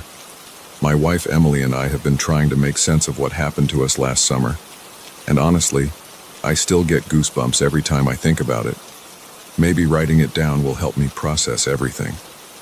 We'd been saving up for years to buy our first house, and when we found this old farmhouse in rural Pennsylvania for a crazy good price, it felt like hitting the jackpot. The realtor was upfront about it needing some work, but the bones were good and we were ready for a project. Plus, the idea of living somewhere quiet after years in our cramped city apartment was exactly what we wanted. The previous owners had passed away, and their kids just wanted to sell quickly. The house had been empty for about 2 years, but everything was still there. Furniture, decorations, even old family photos on the walls. We planned to clear it out gradually while living there and fixing things up. The first few days were exactly what we expected. Lots of cleaning, figuring out which outlets worked, and making endless lists of repairs. The basement was basically untouched since the 1950s, with old shelving units full of preserves and random junk. We didn't even bother trying to turn on the lights down there since the electrical panel showed the basement circuits had been disconnected years ago. That's why the music was so weird. It started on our 4th night in the house. Emily and I were in bed around 11:30 p.m. when I heard it. This faint, tinny sound coming up through the floor. At first I thought it was coming from outside, maybe a neighbor's house. But when I really listened, it was definitely coming from our basement. "Do you hear that?" I whispered to Emily. She was already sitting up in bed, looking confused. "It sounds like old music? Like from the 1920s or something?" We sat there listening to the barely audible melody for a few minutes. It was definitely old-timey music, the kind with lots of brass instruments and that crackly quality you hear on really old recordings. I grabbed my phone to use as a flashlight, and Emily followed me downstairs. The music got clearer as we approached the basement door. My hand was shaking a bit as I turned the handle, not because I was scared exactly, but something about the situation just felt wrong. There shouldn't have been any power down there, let alone music playing. The basement stairs creaked under our feet as we went down. The music was louder now, and I could make out what sounded like a jazz band playing something upbeat. When we reached the bottom, I swept my phone's light around the room, and that's when I saw it. In the far corner on top of an old table was a gramophone, one of those antique ones with the big brass horn, and it was playing. I'm not talking about some electronic reproduction or battery-powered thing. This was an actual, mechanical gramophone with a record spinning on it. The arm was down, needle in the groove, horn pointed toward us, music flowing out clear as day. "That's impossible," Emily whispered, gripping my arm. "How is it?" I walked closer, trying to understand what I was seeing. The record was definitely spinning, but there was no obvious power source. These things usually need to be wound up manually to work. As I got within a few feet, I noticed the room had gotten significantly colder. That's when Emily gasped. I turned to look at her and saw her staring past me, her face white as a sheet. I followed her gaze and my blood turned to ice. Standing in the darkest corner of the basement was a figure in what looked like 1920s clothing, a 3-piece suit, complete with a bowler hat. But where their face should have been, there was just shadow, deeper than the darkness around it. The figure wasn't moving, just watching us. I backed away slowly, pulling Emily with me. The figure remained still, but I swear I could feel it following us with whatever passed for its eyes. We reached the bottom of the stairs, and I turned to hurry Emily up them first. That's when she screamed. The figure was now standing at the top of the stairs looking down at us. But that was impossible. We'd been watching it in the corner just seconds ago, and we'd never heard it move. The music from the gramophone suddenly got louder, the jazzy tune becoming distorted and wrong somehow. We were trapped between the figure above and whatever was happening in the basement behind us. Emily was squeezing my hand so hard it hurt, but I barely noticed. My mind was racing, trying to figure out what to do. Then the lights came on. Not the actual basement lights. Those were still disconnected. But a soft, yellowish glow began filling the space, seeming to come from nowhere and everywhere at once. And in that light, I could see dozens of other figures appearing around us, all in similar old-fashioned clothes, all with those same dark, featureless faces. They were dancing, moving in perfect sync to the now deafening music from the gramophone. I couldn't tell you how we got out of there. My next clear memory is of Emily and me in our car, driving away from the house at 2 a.m. with nothing but the clothes on our backs and our phones. We spent the night in a motel 30 miles away. When we went back the next day, with a police officer we'd convinced to accompany us, everything was normal. The gramophone was covered in dust, clearly untouched for years. The basement was just a basement. The officer probably thought we were crazy or on drugs. We listed the house for sale the next week, took a massive loss on it, but we didn't care. We just wanted out. The weird thing is, when we were packing up our stuff, during daylight hours only, I did some research on the house's history. Turns out it had been a popular spot for underground parties during Prohibition. The basement had been used as a speakeasy. That was 8 months ago. We're in a small apartment now, saving up again. Sometimes I think about checking if anyone else has experienced something similar in that house, but honestly, I'm afraid of what I might find out. The thing that really keeps me up at night, though, every now and then, usually when I'm alone and it's very quiet, I swear I can still hear that music, just on the edge of hearing. And sometimes, out of the corner of my eye, I catch a glimpse of someone in old-fashioned clothes standing perfectly still, watching me. I know how this all sounds. If someone had told me this story a year ago, I would have thought they were making it up, or had watched too many horror movies. But I know what we saw, what we experienced. That gramophone played music without power, and those things were as real as you or me. Maybe whoever buys that house next will never experience anything strange. Maybe we just happened to be there on the wrong night, when whatever barrier exists between then and now was particularly thin. But if you're ever in an old house and hear music playing from somewhere it shouldn't be, don't go looking for the source. Some questions are better left unanswered. I still haven't told my family about what happened. How do you even begin to explain something like this? Emily and I barely talk about it ourselves, but we both know neither of us will ever forget that night. Sometimes I catch her staring into dark corners of our new apartment, and I know she's checking to make sure nothing is standing there, watching us with that featureless face. The most terrifying part? Last week I was cleaning out some boxes we still hadn't unpacked from the move, and I found something that made my heart stop. It was a small brass key with an ornate handle, exactly like the one that used to wind up that gramophone. I know for certain we never touched that gramophone, let alone took anything from it. But somehow, that key found its way into our belongings. I keep it locked in a drawer now. Sometimes, late at night, I swear I can hear it scratching against the wood like it's trying to turn itself. I probably should get rid of it, but something tells me it would find its way back. Some things, once they notice you, never really let you go.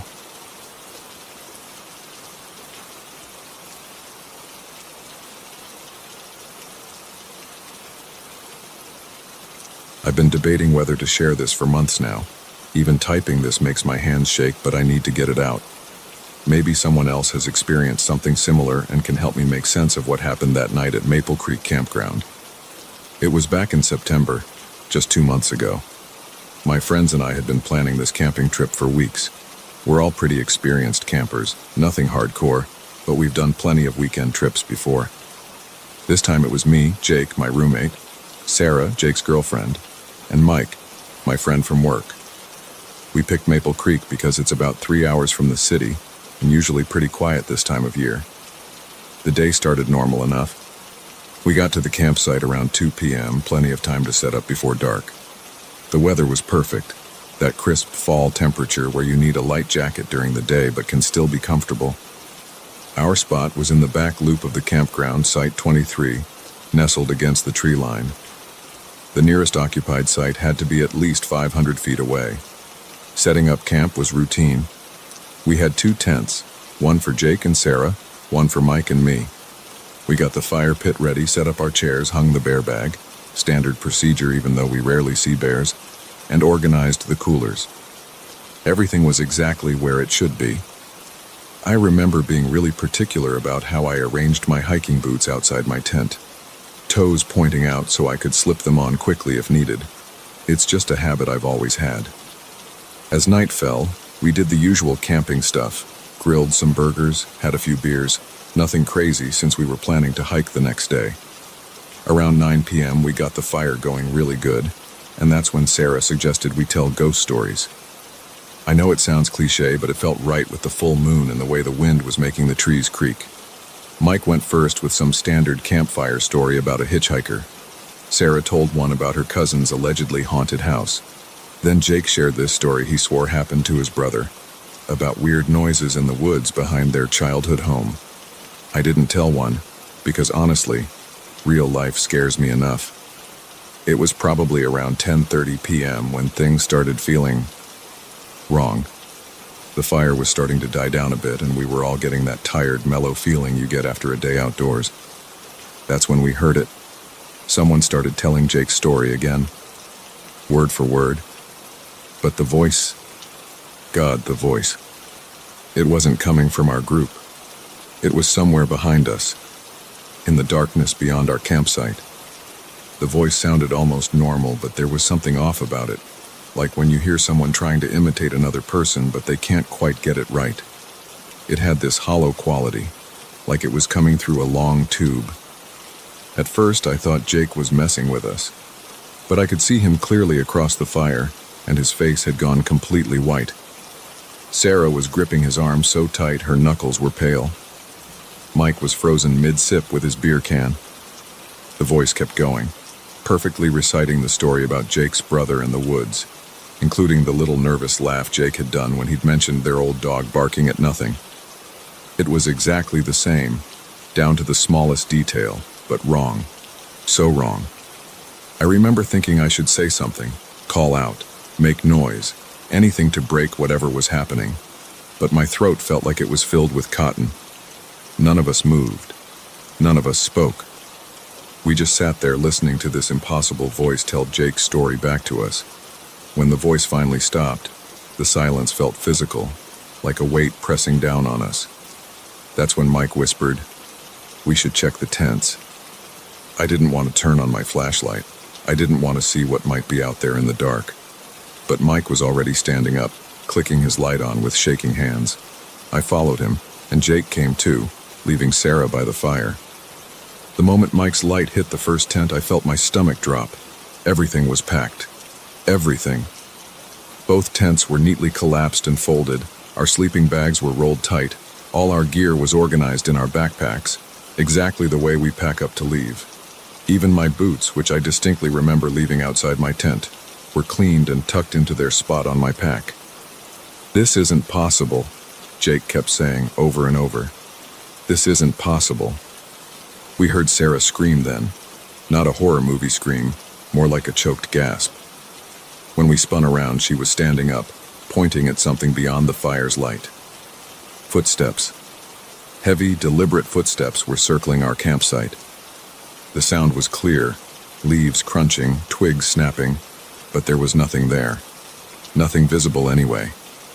The footsteps moved slowly, methodically, completing a circle around us. Then another, and another. We could track the sound as it moved, but our light showed nothing but empty forest.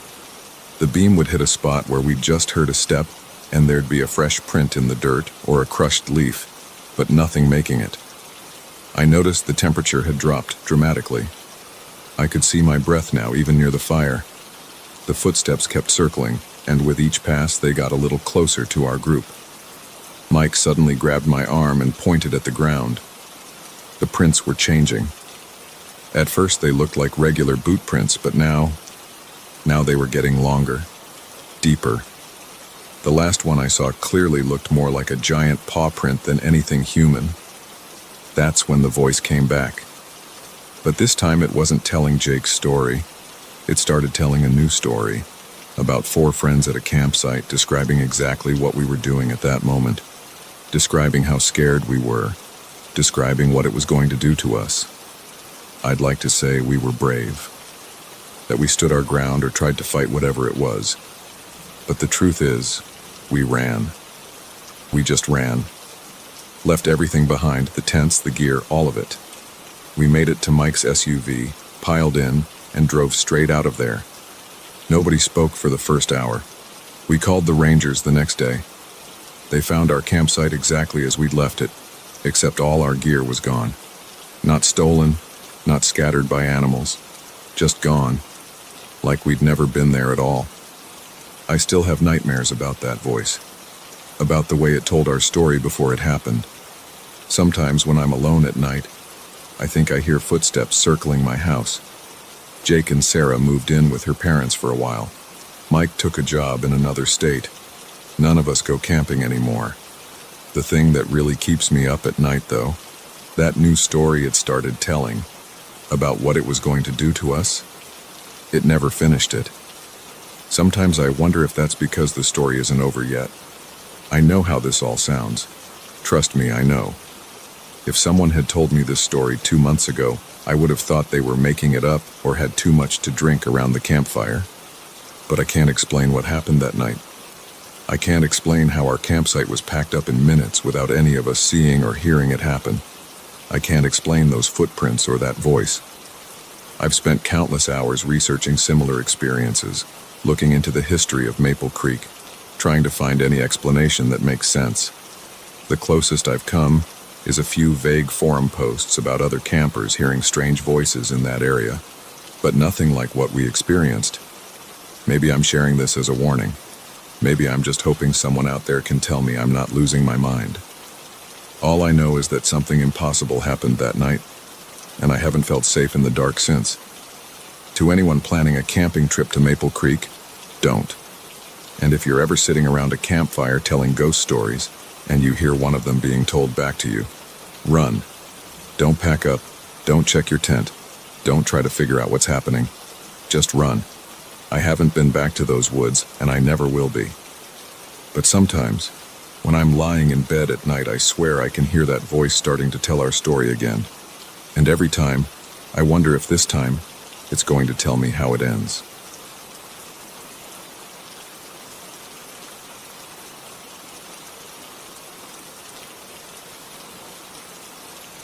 I keep having nightmares about that night, and maybe writing it down will help me process what happened.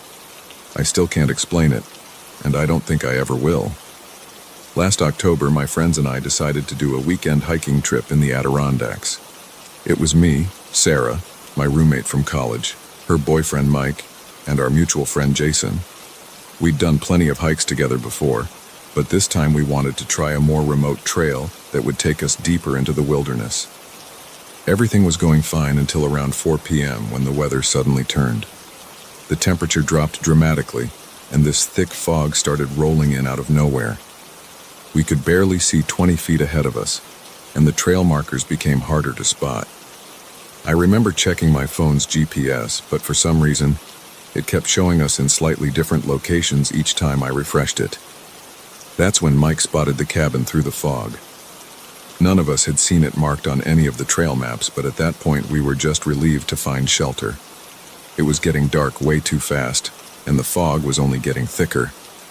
The cabin looked old, but solid, probably an old ranger station or hunting cabin that had been abandoned years ago. I remember having this weird feeling in my gut as we approached it. You know that sensation when you're alone somewhere, but you feel like you're being watched? It was like that, but 10 times stronger. Sarah must have felt it too because she hesitated at the door, but the temperature was dropping fast and we didn't have much choice. The inside of the cabin was basic but decent enough. One main room with some old furniture, a small kitchen area, and 2 small bedrooms. Everything was covered in a thick layer of dust, but there was no sign of animals or serious damage. We found some old oil lamps that still had fuel in them, which seemed lucky at the time. God, I wish we'd just kept walking. We set up our sleeping bags in the main room, started a fire in the old wood stove, and tried to make the best of it. Around 8 p.m., that's when the tapping started. At first, it was so faint I thought I was imagining it. Just a light tap, tap, tap on the window, like someone gently drumming their fingers. We all heard it. But when Jason checked outside with his flashlight, there was nothing there. Not even branches near enough to hit the glass. The tapping would stop for maybe 30 minutes, then start again on a different window. Sometimes it was faster, sometimes slower, but it always had this deliberate feel to it, like it was trying to get our attention. We tried to laugh it off, blame it on the wind or animals, but deep down, we all knew it wasn't natural. Around midnight, Sarah started acting strange. She'd been quiet for a while, just staring at the corner of the room. When I asked if she was okay, she smiled in this weird way I'd never seen before and said, "They just want to talk to us." Her voice sounded different, almost childlike. Mike tried to get her attention, but it was like she couldn't hear him. She kept having these whispered conversations with empty space, nodding and sometimes giggling quietly. When we tried to touch her or get her to look at us, she'd just gently push our hands away, like we were the ones not making sense. The tapping got louder after that, and it wasn't just on the windows anymore. It was on the walls, the door, even the ceiling. But it was what we heard between the taps that really terrified me. Whispers. Dozens of overlapping whispers that seemed to come from inside the walls themselves. They were too quiet to make out words, but they sounded hungry. Jason suggested we leave right then, but when we tried to open the door, the handle was ice cold. So cold it burned to touch. The windows wouldn't budge either. We were trapped inside with whatever was trying to get our attention. I must have dozed off eventually, despite everything. I remember checking my phone at 3:17 a.m. and Mike was sitting up watching Sarah, who was still whispering to her invisible friends. Jason had finally fallen asleep in his sleeping bag near the wood stove. When I woke up again at 5:43 a.m., the tapping had stopped. The first light of dawn was just starting to show through the windows. Sarah was asleep, curled up against the wall, looking normal again. But Jason's sleeping bag was empty. We searched every inch of that cabin. His boots were still by the door. His phone and backpack were right where he'd left them. The door was still locked from the inside, and none of the windows showed any signs of being opened. He'd just vanished. The police searched for weeks. They brought in dogs, helicopters, professional search and rescue teams. They found nothing. No tracks leading away from the cabin. No signs of struggle. No blood. Nothing.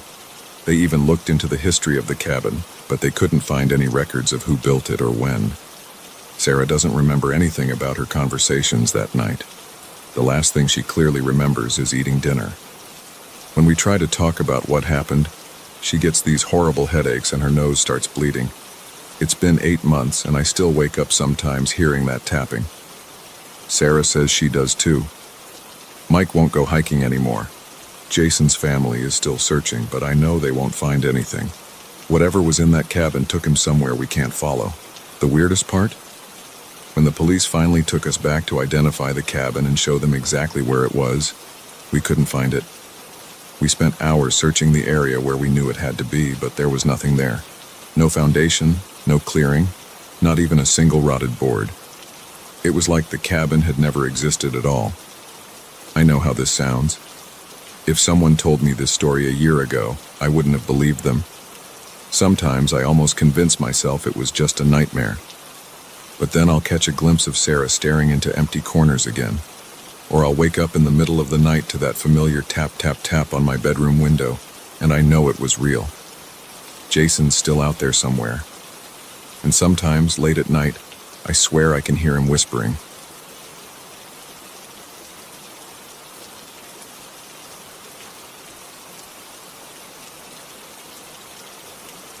I I still get chills thinking about what happened that night 6 months ago. My girlfriend Emma and I were driving back from visiting her parents in Vermont, making the long trek down to Philadelphia.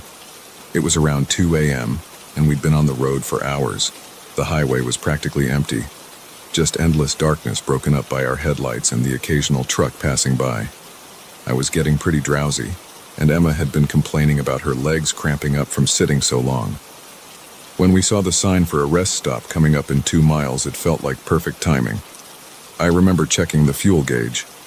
We still had half a tank, but I figured we could both use a quick break to stretch and maybe grab some coffee from the vending machines if they had any. The rest stop was one of those older ones, not the fancy modern places with fast food joints and mini-marts.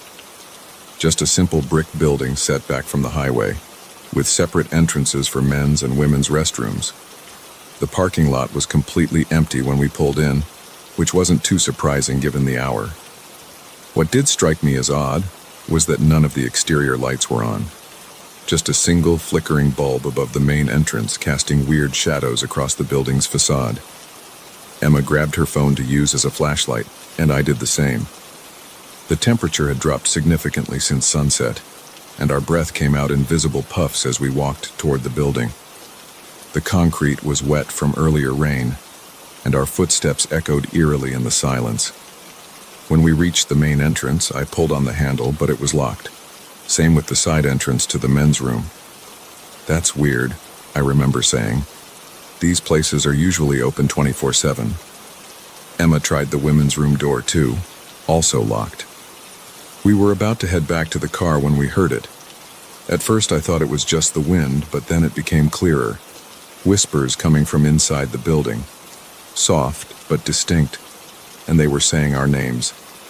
James, Emma. I felt my whole body go cold. We hadn't seen another car for at least 30 minutes on the highway. There was no way anyone could know who we were. Emma grabbed my arm, her fingers digging in hard enough to hurt. "James, why don't you come in?" "Emma, we've been waiting." The voices seemed to be coming from the bathroom stalls inside. Multiple voices, all whispering in this weird, sing-song way that made my skin crawl. What made it even more terrifying was how they seemed to echo and overlap, like a disturbing chorus. Emma's phone flashlight beam caught something moving behind one of the windows, just a quick shadow darting past. But it was enough to send us both running back to the car. I fumbled with the keys, nearly dropping them before managing to unlock the doors.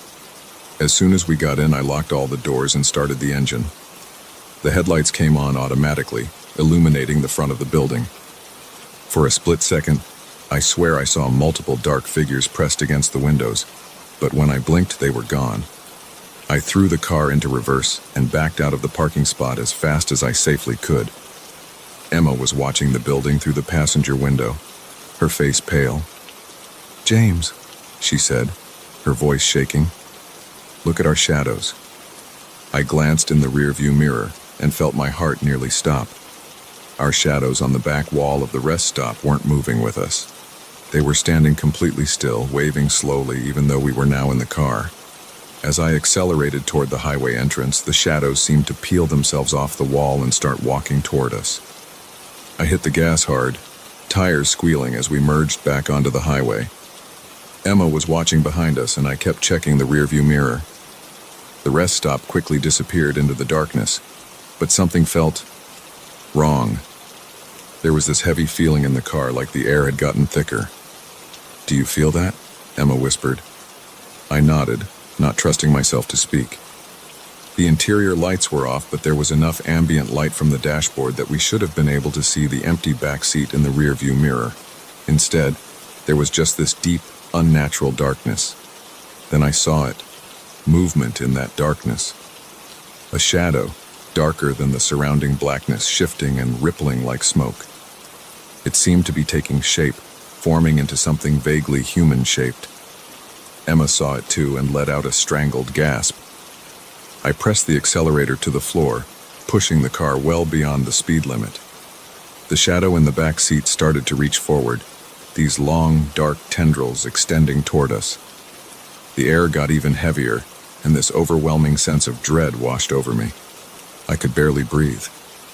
Emma started frantically turning on all the interior lights, and that's when things got even stranger. Every time she hit a light switch, the shadow would recoil slightly, but our own shadows wouldn't appear anywhere in the car. It was like they had been stolen from us, left behind at that rest stop. We drove like that for almost an hour, too terrified to stop, watching that thing in the back seat gradually grow more solid. The whispers started again, but they were different now. Deeper, more distorted, like they were coming from underwater. They were saying things I couldn't quite make out, but just hearing them made me feel sick to my stomach. Finally, around 3:30 a.m., the first light of dawn started appearing on the horizon. As the sky began lightening, the shadow in our back seat started to fade. The whispers grew fainter, and that oppressive feeling slowly lifted. By the time the sun actually started rising, everything seemed normal. Our shadows were back where they should be, and the back seat was empty. We didn't stop driving until we reached Philadelphia, and we didn't talk much about what happened. What could we say? It sounds completely insane even now. I've looked up that rest stop since then, tried to find any history or similar stories, but I've found nothing concrete. The building shows up on maps, but there's barely any information about it online. The weirdest part? Emma and I drove back up to Vermont about a month ago, taking the same route. We passed where the rest stop should have been, but it wasn't there. Just empty woods on both sides of the highway. The exit sign was gone too, like it had never existed. Sometimes late at night, I still catch glimpses of strange shadows in my peripheral vision. And sometimes when it's very quiet, I think I can hear those whispers calling my name. Emma says the same thing happens to her. We've both noticed that our shadows sometimes seem to move a fraction of a second too slowly, like they're reluctant to follow us. I don't know what we encountered that night, and part of me doesn't want to know. But I can tell you this. I never stop at rest areas after dark anymore, and if I'm ever driving at night and see a single flickering light in the distance, I keep going, no matter how tired I am or how badly I need a break. I know this all sounds completely crazy. Trust me, I've spent countless hours trying to rationalize it, trying to convince myself it was just exhaustion or some kind of shared hallucination. But deep down, I know what we experienced was real. Something was waiting for us at that rest stop, something that knew our names and wanted. I don't know what it wanted, and that might be the scariest part of all. These days I try to live normally, but things are different. Every shadow makes me pause. Every whisper makes me look over my shoulder. And every time I look in my rearview mirror at night, there's this moment of dread before I can convince myself that the darkness in the back seat is just ordinary darkness. Whatever was in that rest stop, whatever followed us home in our shadows, I think it's still out there. And sometimes in my darkest moments, I wonder if maybe it never really left us at all.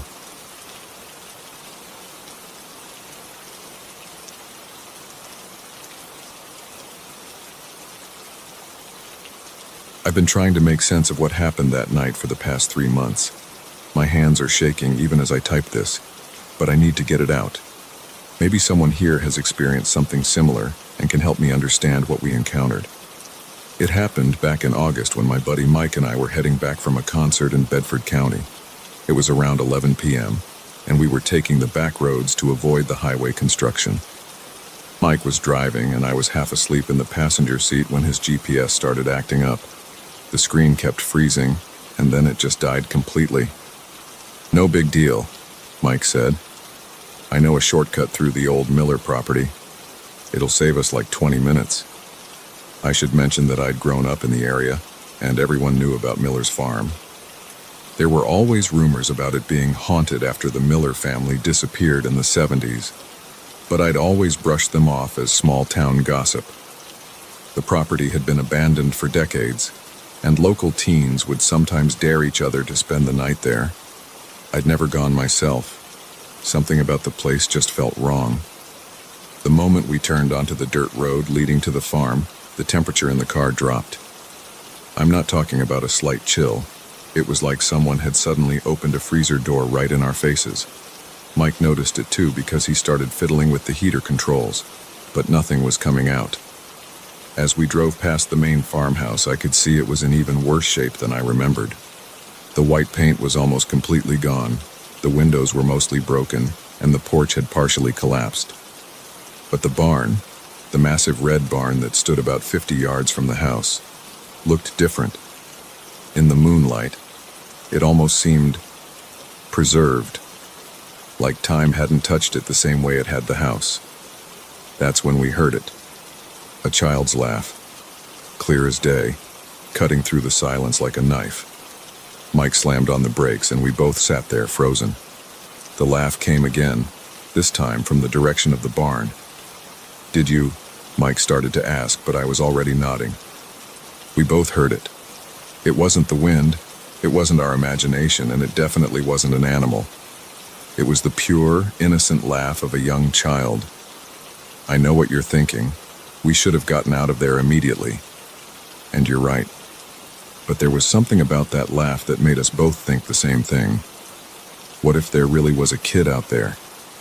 What if someone was in trouble? Mike pulled the car over and cut the engine. The silence that followed was deafening. We sat there for a moment, just listening. The moonlight was bright enough that we could see pretty clearly, and there wasn't anyone visible around the barn. "We should check," Mike said, and I reluctantly agreed. We both got out of the car, and the moment my feet hit the ground, I felt wrong. The air was thick and heavy, like trying to breathe underwater.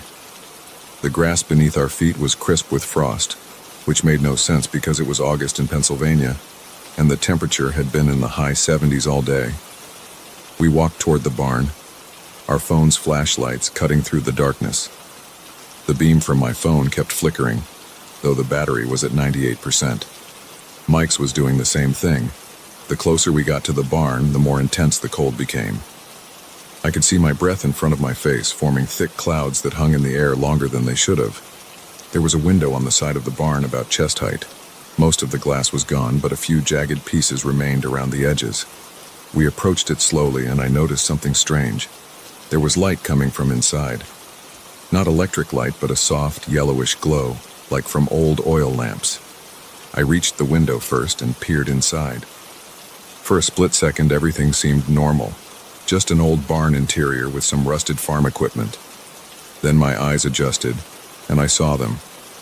There was a family inside, a man, a woman, and 3 children. They were dressed in clothes that looked like they were from the 70s, and they were all perfectly still like a photograph. But they weren't just standing there. They were frozen in the middle of what looked like a family dinner. There was a table set up in the middle of the barn with plates of food that looked fresh and steaming. The woman was in the middle of pouring something from a pitcher, the liquid suspended in midair. The youngest child had a fork halfway to his mouth. The older children were reaching for bread rolls. The father was cutting into what looked like a roast. But their faces, God, their faces. They were all staring directly at us, their eyes wide and completely blank, like dolls' eyes. Their expressions were frozen in these horrible, unnatural smiles that stretched too wide across their faces. I couldn't move. I couldn't breathe. I just stood there staring at this impossible scene, trying to make my brain process what I was seeing. Then I felt it. A hand on my shoulder. It was ice cold, the kind of cold that burns. I could feel each individual finger pressing into my flesh through my t-shirt. Mike was standing to my right, also staring through the window. Both of his hands were gripping the windowsill. I slowly turned my head to look behind me, but there was nothing there. The pressure on my shoulder remained, and I could feel the fingers starting to dig in deeper. I tried to speak, to warn Mike, but my voice wouldn't work. The cold was spreading from where the hand gripped me, moving down my arm and across my chest. Inside the barn, the family was still frozen, still staring, but something had changed. Blood had started to drip from their noses, dark and thick, running down over those terrible smiles. The youngest child's head began to tilt, slowly, mechanically, like a wind-up toy. The movement was wrong. It went too far, turning almost completely sideways. Mike must have seen it too, because he suddenly grabbed my arm and pulled me away from the window. The invisible hand released its grip and we both ran back to the car. I've never run so fast in my life. My legs felt like they were moving through molasses, and the distance to the car seemed to stretch out impossibly long. We finally reached the car, and Mike fumbled with the keys. Just as he got the door open, we heard the laugh again. But this time it wasn't a child's laugh. It was deep and distorted, like someone trying to imitate a child's laugh through a broken speaker. It came from right behind us. We jumped in the car and Mike turned the key. The engine sputtered but wouldn't start. The laugh was getting closer. Mike tried again, and this time the engine roared to life. He slammed it into reverse and hit the gas so hard that gravel sprayed everywhere. As we were backing up, I looked in the side mirror. In the fading glow of the taillights, I saw them, the family from the barn standing in the middle of the road. They were still frozen in their dinner poses, the mother's pitcher still pouring nothing into the air, but they were there, outside, staring at us with those blank eyes and bloody smiles. Mike spun the car around, and we tore out of there like hell itself was chasing us. Neither of us spoke for the next 20 minutes. The heater suddenly started working again, and my phone stopped flickering. It was like crossing some invisible boundary that separated that place from the normal world. We tried to go back the next day in broad daylight. We even brought a few other friends with us, but we couldn't find the turnoff to the dirt road. We drove up and down that stretch of highway multiple times, but it was like the road to Miller's farm had simply vanished. I still have a perfect handprint-shaped bruise on my shoulder. It hasn't faded at all in 3 months. Sometimes it gets ice cold for no reason, and I swear I can feel those fingers pressing into my skin again. Mike won't talk about what happened anymore. He changed his route to work to avoid driving anywhere near that area. I've spent countless hours researching the Miller family since then. All I could find were some old newspaper articles about their disappearance in 1974. They were last seen having dinner in their barn because their house was being fumigated.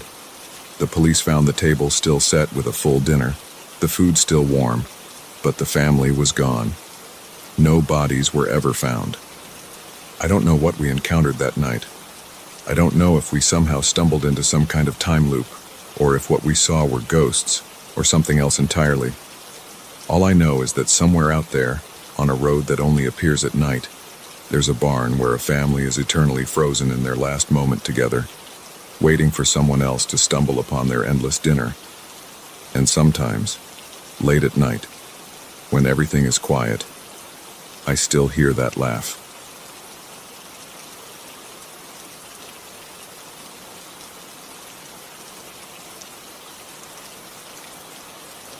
I've been driving trucks for over 15 years now, and nothing like this has ever happened to me before.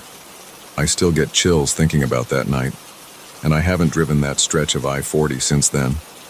I know this might sound crazy, but I need to get this off my chest because it's been eating at me for weeks. It was about 3 weeks ago, and I was making my regular run from Albuquerque to Oklahoma City. I'd done this route hundreds of times before, usually overnight because the traffic's better. The weather that night was weird, not stormy or anything, just this heavy stillness in the air that made me uneasy. You know that feeling when the air pressure changes before a big storm?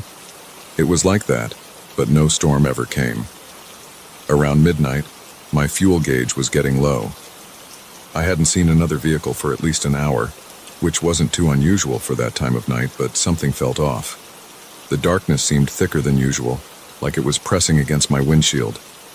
I was starting to get that fuzzy feeling you get when you've been driving too long, so I was relieved when I saw the lights of a gas station up ahead.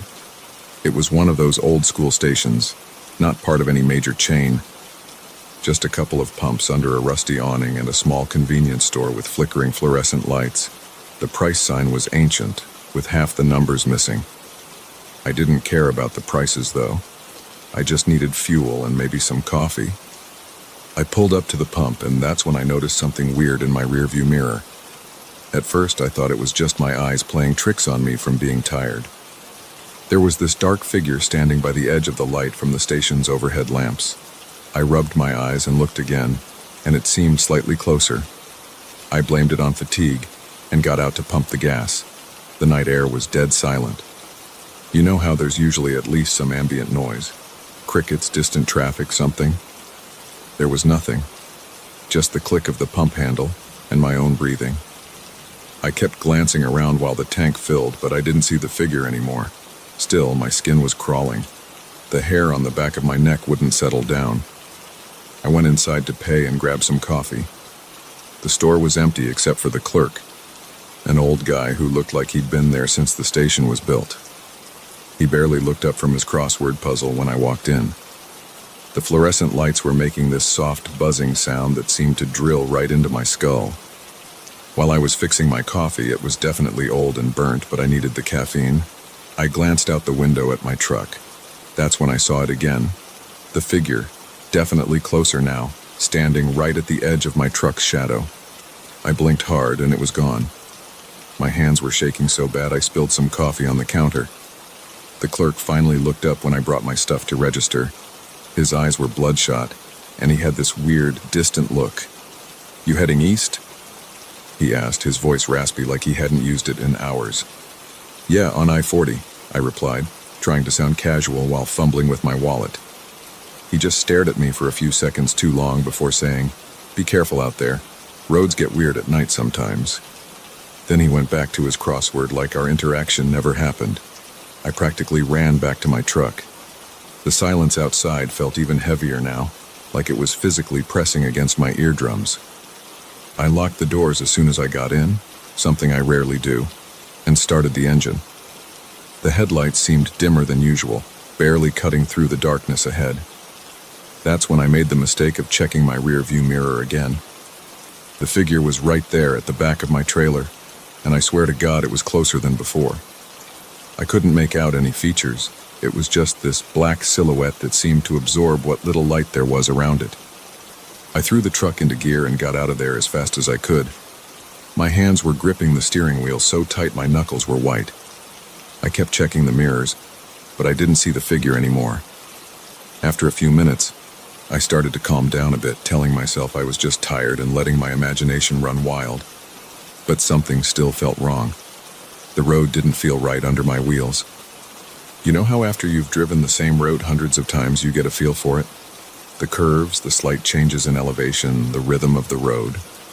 This felt different, and I noticed there weren't any mile markers anymore. I checked my GPS, but the screen was just showing static. My phone had no signal either. The radio was picking up nothing but static too, no matter what frequency I tried. I figured I must have somehow gotten onto a different road, but I couldn't remember making any turns. That's when I glanced up at my rearview mirror again, and my blood turned to ice. The figure was in my cab, sitting in the passenger seat. Just this black void in the shape of a person. I almost ran off the road right there. And then it spoke. Its voice was like gravel being crushed, barely above a whisper. "You're on the wrong road." I couldn't scream. I couldn't even breathe. My whole body was cold, and I could feel sweat running down my back. The figure didn't move, didn't turn towards me, just sat there. "This road doesn't go anywhere you want to be," it whispered again. I managed to choke out, "What do you want?" No response, just silence. When I looked again, the passenger seat was empty. I slammed on the brakes and pulled over. My hands were shaking so bad I could barely put the truck in park. According to my odometer, I'd driven almost 200 miles since leaving the gas station, but that was impossible. It had only been about 30 minutes. I got out of the truck with my flashlight, needing to see where the hell I was. The road stretched out in both directions, but something was really wrong with it. The asphalt looked too black, too new. There were no road markings, no reflectors, nothing. And the landscape around it. I've driven through some empty places before, but this was different. It was like the road was cutting through absolute nothingness. My flashlight beam just seemed to get swallowed up by the darkness after about 20 feet. And the silence, it was complete, absolute. Like being in a vacuum. I couldn't even hear the usual tick of my truck's engine cooling down. I was trying to figure out what to do when I heard that gravelly whisper again, right behind me. "Turn around. While you still can." I spun around, but there was nothing there. Just darkness. I jumped back in my truck and started driving back the way I came. I don't know how long I drove. My watch had stopped working and the sky never changed. It was just endless darkness. Then suddenly I was back on I-40. Just like that. Normal traffic, normal road signs, normal everything. My GPS snapped back to life, showing me right where I should be on my regular route. My phone started buzzing with missed notifications. According to the time, only about an hour had passed since I'd stopped for gas. I pulled into the next rest stop and sat there until sunrise, too scared to keep driving. When it was light out, I tried to find that gas station. I drove back and forth along that stretch of highway 3 times, but it wasn't there. I even checked Google Maps. Nothing. That was 3 weeks ago. I've gone back to work, still doing the same route, but only during daylight hours now. I've tried to convince myself it was just exhaustion. Maybe I fell asleep at the wheel and dreamed the whole thing. But I know I didn't. The worst part? Sometimes when I'm driving and I check my mirror just for a split second, I think I see that figure standing on the side of the road. And every time I pass an unmarked exit at night, I can't help but wonder if it leads to that wrong road. I don't know what would have happened if I'd kept driving on that impossible road. I don't want to know. But I keep thinking about what the gas station clerk said about roads getting weird at night. I wonder how many other drivers have found themselves on roads that shouldn't exist and how many of them made it back. These days I keep a thermos of coffee with me and never let my tank get below half full. And I never, ever look in my rearview mirror more than I absolutely have to.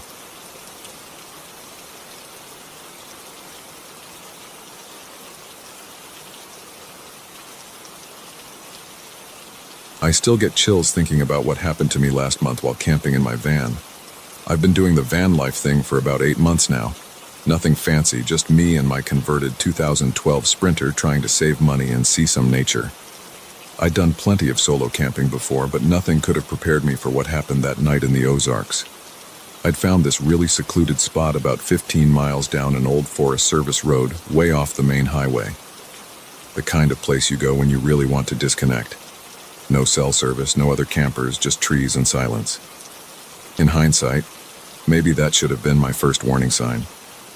I'd spent the day hiking and taking photos of the fall colors. The weather was perfect, crisp but not cold, with that clean autumn smell in the air. I remember feeling so peaceful as I made dinner on my little camp stove, watching the sunset through the trees. I even took a few pictures of my van life dinner, just some ramen with veggies, nothing Instagram worthy, before settling in with my Kindle. Around 11 p.m. I did my usual nighttime routine, locked all the doors, closed the blackout curtains I'd installed, and got into my sleeping bag. I always keep my hiking boots and a flashlight right by the bed, just in case. The van was parked facing downhill on a slight slope, which I usually do to help with leveling while I sleep. I must have dozed off pretty quickly because the next thing I remember is jolting awake to a weird scratching sound. At first, I thought it might be a branch scraping against the van. It was a bit windy that night, but then I heard it again, and this time I knew it wasn't a branch. It was deliberate, methodical, like someone was running their fingernails along the side of my van, moving from the back towards the front. My heart started pounding so hard I could hear it in my ears. I lay there completely still, straining to listen. The scratching stopped near the driver's side door. Then came the sound that still haunts me, the distinct metallic click of someone trying my door handle. Once, twice, 3 times. I felt like I couldn't breathe. I knew my doors were locked, but suddenly the van felt paper thin. I could sense someone standing right outside, probably inches from where I was lying. Then they started moving around to the passenger side, testing that door handle too. The worst part was knowing they knew I was inside. My curtains were closed, but earlier I'd had my lights on, and I'd been moving around cooking dinner. Anyone watching would have seen me. I was alone out here, and someone had specifically targeted my van. I reached for my phone even though I knew it was useless. No signal. My hand was shaking so bad I could barely hold it. I had bear spray and a knife in the center console, but getting to them meant making noise. So I just lay there barely breathing as this person circled my van over and over. Sometimes they'd stop for several minutes, and I'd think maybe they'd gone. Then the scratching would start again, or I'd hear footsteps crunching in the leaves. This went on for what felt like hours. I kept checking my phone.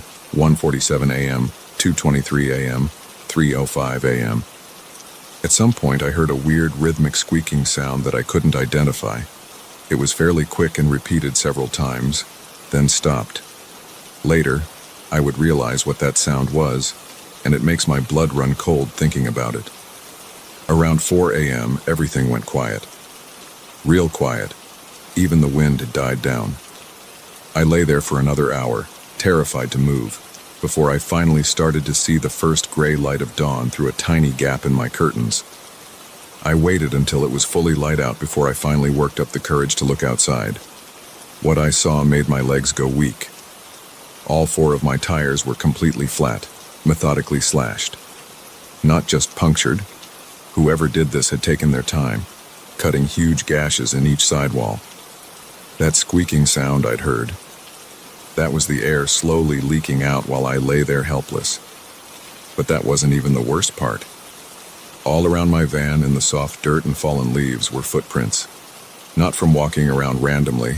They formed a perfect circle around my vehicle, like someone had paced around and around all night. The prints were so numerous in some places they had worn a visible track in the ground. I was stranded. My van was undrivable, I had no cell service, and I was at least 15 miles from the main road. And somewhere out there, someone had spent hours trying to get to me and might still be watching. I grabbed my emergency pack, the bear spray, knife, and all the water I could carry. As I was shoving things into my backpack, my hands trembling, I noticed something that made my stomach lurch. A small piece of paper had been tucked under my windshield wiper. On it, in messy handwriting, were just 3 words. Should have stayed awake. I started hiking out immediately, practically running down that Forest Service road. Every snapping twig made me jump. Every shadow between the trees looked like a person. I kept looking over my shoulder, convinced I would see someone following me. The scariest thing is that I never saw anyone. Not that night, not during my terrifying 3-hour hike out to the main road, where I finally got cell service and called for help. The police came out but found nothing except what I'd already seen: the slashed tires, the footprints, that note. No fingerprints, no evidence of who did it or why. I had to get my van towed all the way back to town and replace all 4 tires. It cost me nearly $1,000, but that's not what bothers me. What keeps me up at night is thinking about how long they watched me before making their move. Were they following me before I even turned down that Forest Service road? Had they been stalking other campers too? The cop who took my report said they'd had a few similar incidents in those woods over the past year. Lone campers being harassed, but never anything physical. Always just psychological torture. Always just letting people know they weren't as alone as they thought they were. I sold my van last week. I couldn't sleep in it anymore. Couldn't shake the feeling of being watched. Sometimes when it's late at night and I'm lying in bed, I swear I can hear that scratching sound again. Fingernails on metal, moving closer and closer. I still have that note. I don't know why I kept it. Sometimes I take it out and look at it, trying to understand what kind of person would do something like this. But mostly I just think about how differently things could have gone if I'd woken up to the sound of my doors being tried and found they weren't locked after all. The worst part is not knowing why. Was I just randomly chosen? Was I being followed? Did I do something to attract their attention? I'll never know. But I do know one thing. I'm never camping alone again. There are things out there in the darkness, watching and waiting. And sometimes they decide to let you know they're there, just to remind you how vulnerable you really are.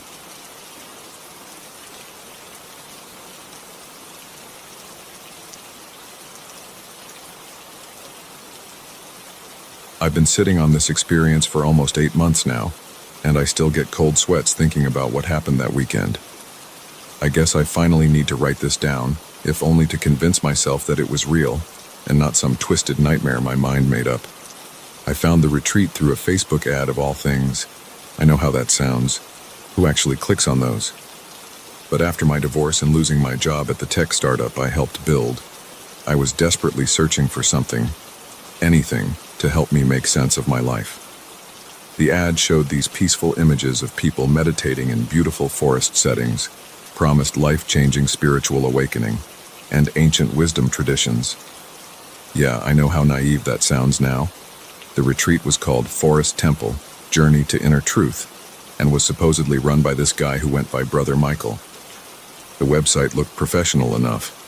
Lots of testimonials from supposed past participants talking about how it changed their lives, found their purpose, all that stuff. $2,800 for a 3-day intensive retreat seemed steep, but I had some savings, and honestly, I would have paid anything at that point to stop feeling so lost. There were only 12 spots available, and I grabbed one of the last ones for the late September session. The location was somewhere in the Willamette National Forest in Oregon, about 3 hours east of Portland.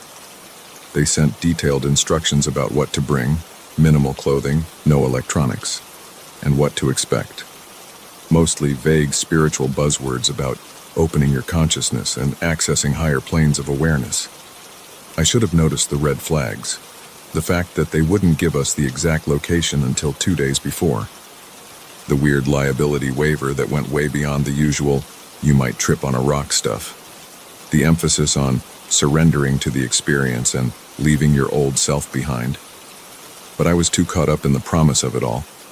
The morning of the retreat, I followed their directions down these increasingly remote Forest Service roads. My cell signal had died about 30 minutes back when I finally saw their sign. Just a simple wooden arrow with FT carved into it. The parking area was just a cleared patch of dirt where 5 or 6 other cars were already parked. A guy in his early 20s wearing all white was waiting there. He introduced himself as Sky, obviously not his real name, and said he'd take us the rest of the way on foot. There were 11 of us total, mostly professional-looking people in their 30s and 40s, the kind you'd expect to see at a pricey spiritual retreat. Everyone seemed a little nervous but excited. We hiked for about 45 minutes through dense forest. The trail wasn't really a trail, more like a rough path through the trees. Sky kept talking about how we were leaving the material world behind with each step. Finally, we came to a clearing with several large canvas platform tents arranged in a circle around a central fire pit area. It looked like something between glamping and a low-budget cult compound. Brother Michael was waiting for us. He was maybe in his 50s, tall and thin with this intense presence about him. He had this way of looking at you like he could see right through you. He gave this whole welcome speech about how we were chosen to be there, how this wasn't just another retreat but a gateway to ancient mysteries. Looking back, it should have sounded like cheesy New Age nonsense, but something about the way he spoke made it feel real and important. The first day was pretty standard retreat stuff. Meditation, breathing exercises, sharing circles where everyone talked about their pain and what brought them there. Brother Michael was good, I'll give him that. He knew exactly what to say to make everyone feel seen and understood. He kept emphasizing how special this group was, how we were ready for deeper work than most. The weird stuff started that evening. They served us this tea that tasted bitter and medicinal. Brother Michael said it was an ancient purification blend to prepare us for the next day's ceremony. Within an hour, everyone was feeling off. Not high exactly, but disconnected. Words started feeling strange in my mouth. Time seemed to stretch and compress randomly. I remember looking at my watch at one point and being unable to understand what the numbers meant. I've never been big on drugs or altered states, so this really freaked me out. I pretended to sleep, but actually spent most of the night watching the others. Some were having intense visions, talking to themselves, waving their hands at invisible things. The staff members just watched, taking notes. That's when I decided to be extra careful about anything they gave us to consume. The next morning, everyone was groggy but excited. Brother Michael announced that we were ready for the core ceremony, what we'd all supposedly come for. They gave us these white robes to wear and led us to another clearing deeper in the forest. There was this crude stone altar set up, covered in weird symbols I didn't recognize. Not like any religious or spiritual symbols I'd ever seen. They looked wrong somehow. Brother Michael stood behind the altar wearing this elaborate robe covered in the same symbols. He had this chalice made of some dark metal. He said the liquid inside was the essence of truth passed down through an ancient lineage of spiritual masters. Everyone would drink, and our true selves would be revealed. I had a really bad feeling about all of it. When it was my turn, I pretended to drink but actually let it run down the side of my mouth. Thank God I did. Within minutes, the others started changing. Not physically, but their expressions, their movements, everything became wrong. They were still conscious, still moving and speaking, but it wasn't them anymore. Their eyes were empty, like there was nothing behind them. Brother Michael's whole demeanor changed too.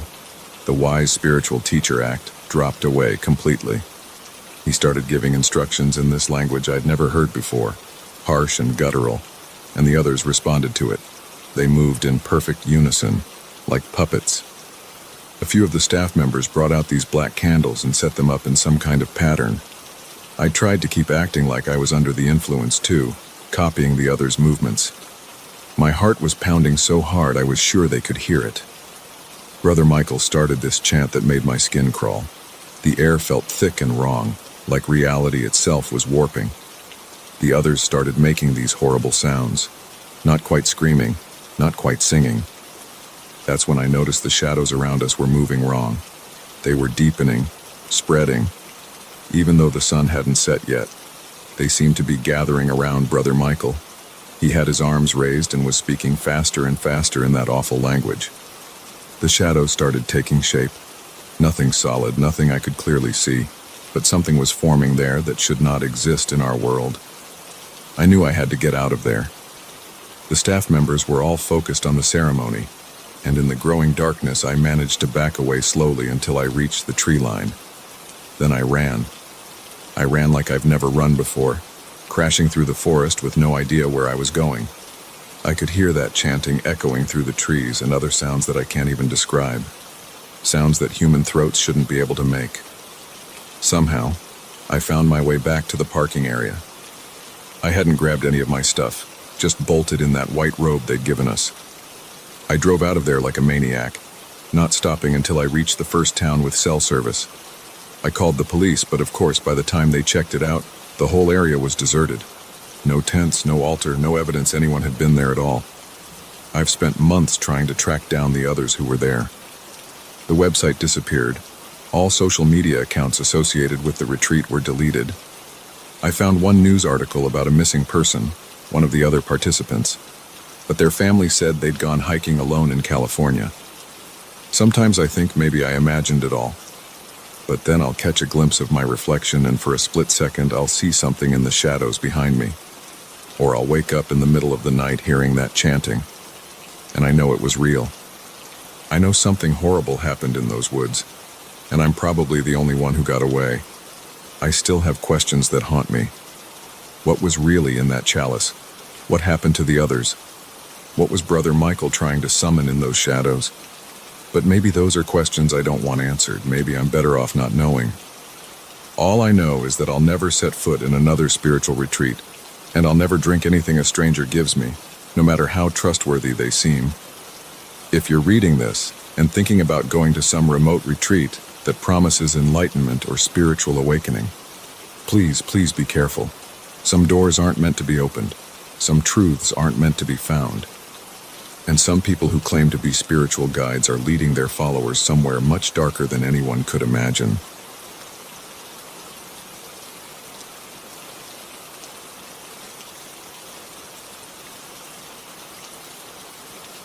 I still get chills thinking about what happened to me last month at that motel in Nevada.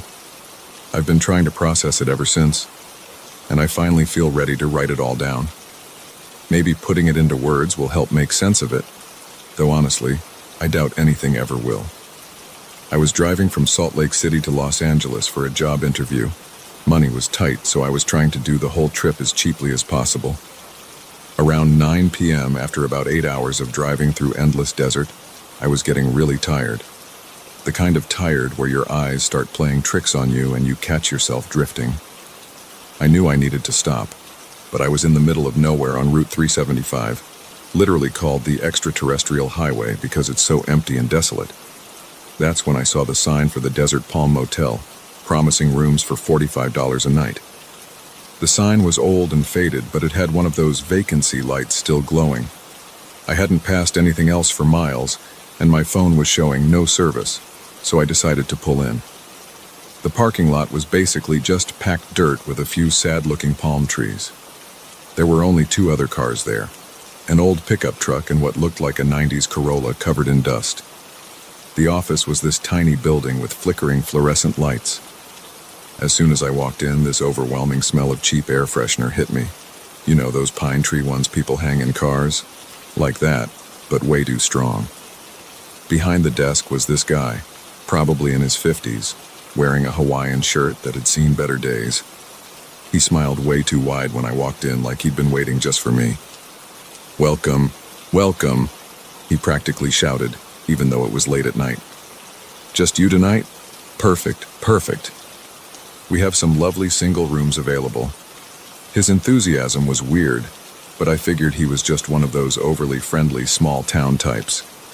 When you're that isolated, I guess you get excited about any human interaction. I paid in cash, which he seemed weirdly happy about, and he gave me the key to room 14. The whole time he kept asking these questions that felt just a little too personal. Where was I headed? Was anyone expecting me?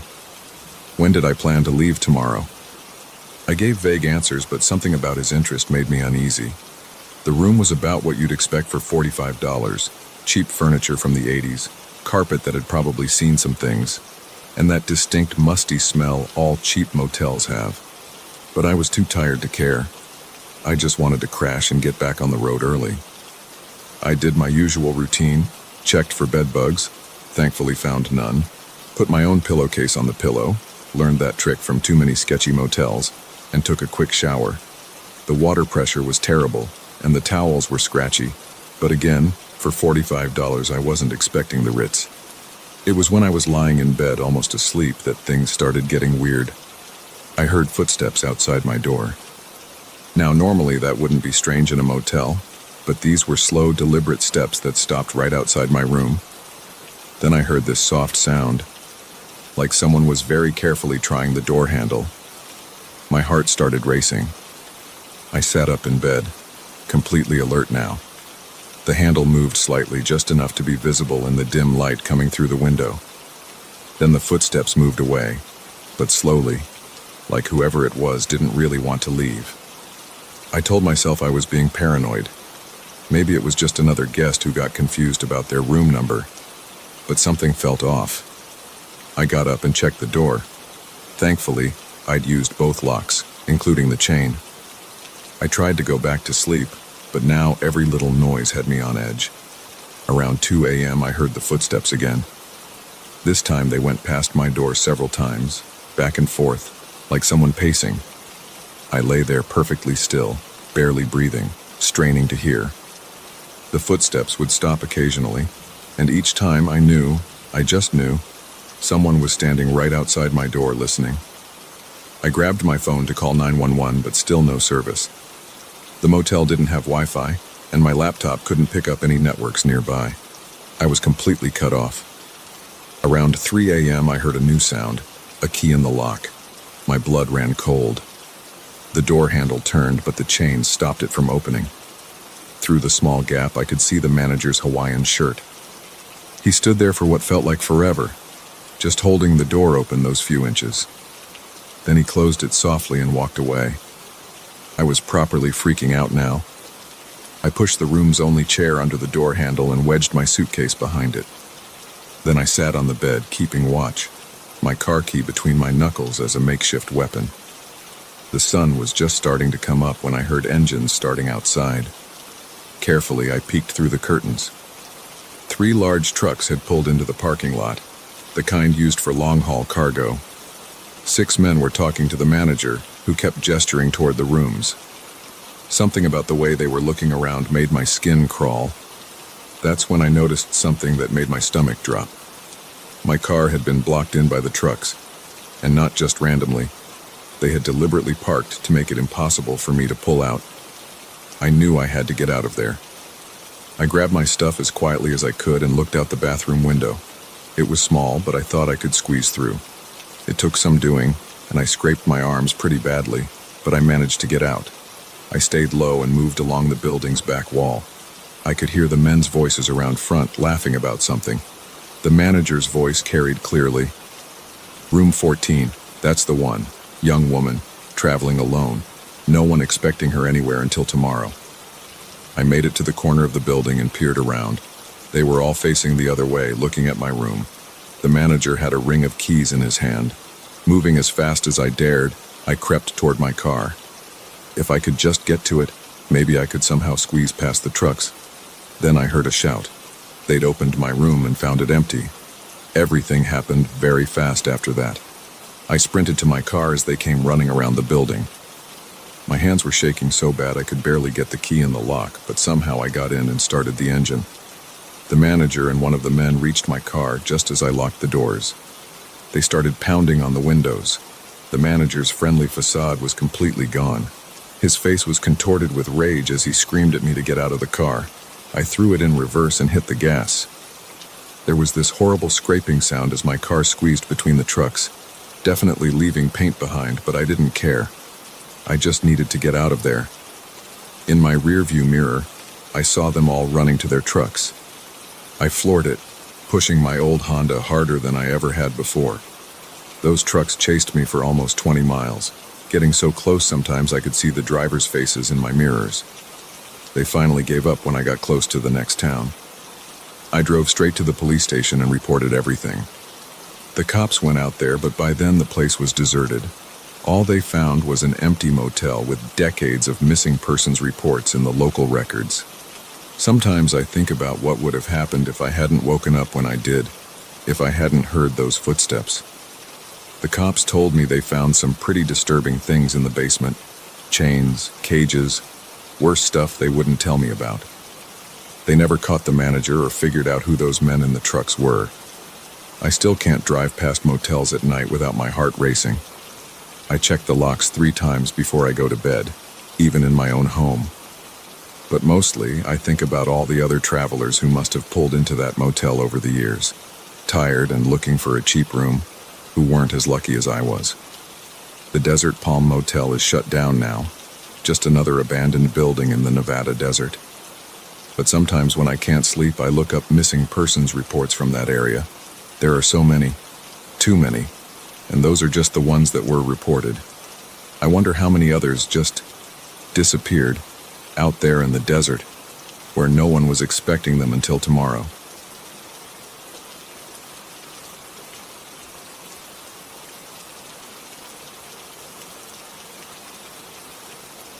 I've told this story to a few close friends, but I need to get it off my chest properly because I still can't sleep well at night. Even now, in my own apartment, I keep checking behind paintings and inside closets, paranoid that someone might be watching me.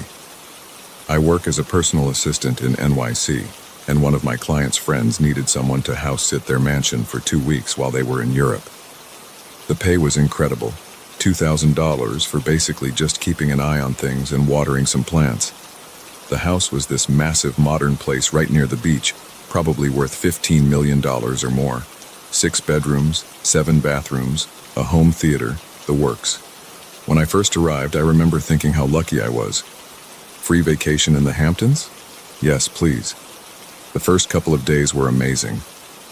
I worked remotely from their gorgeous kitchen island, swam in the pool, and watched movies in their theater room.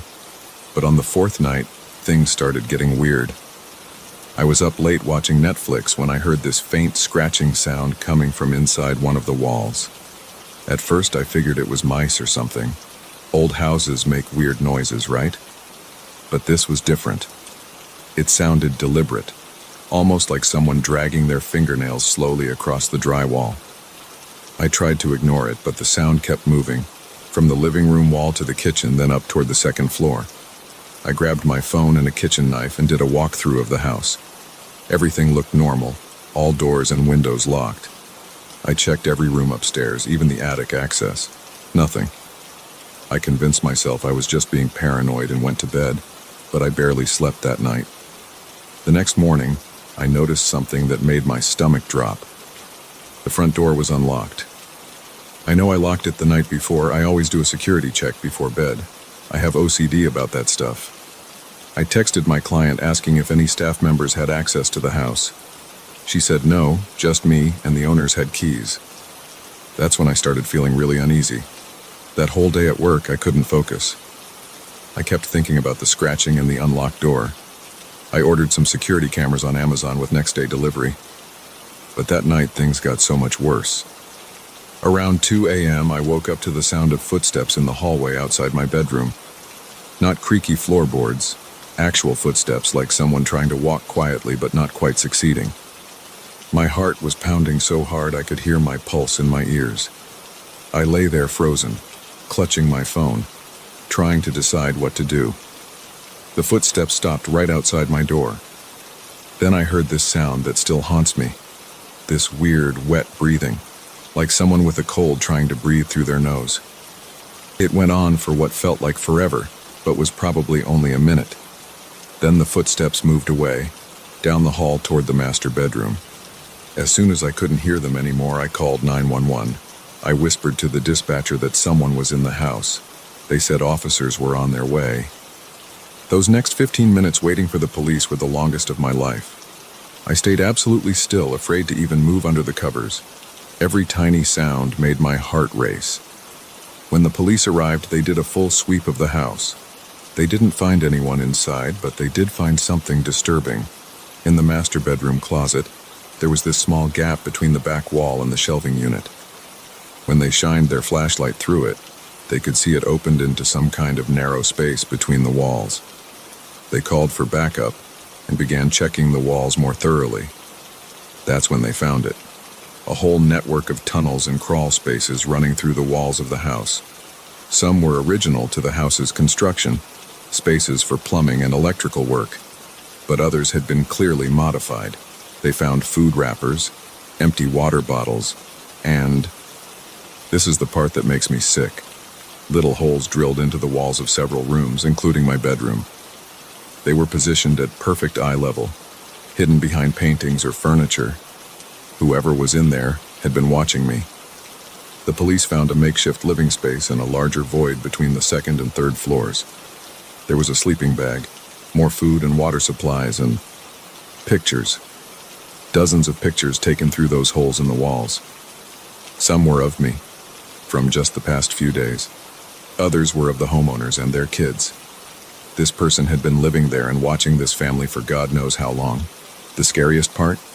They never caught them. The police think they fled through some access point when they heard the sirens. They found a removable panel in the garage wall that led to the outside.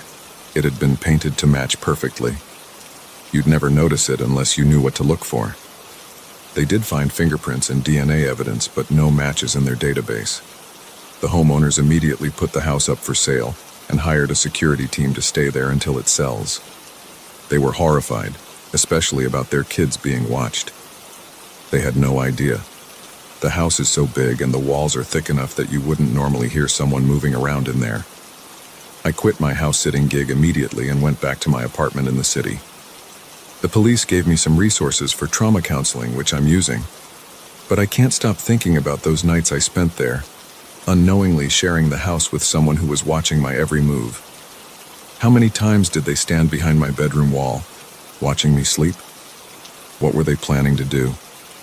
I keep thinking about that weird breathing sound outside my door.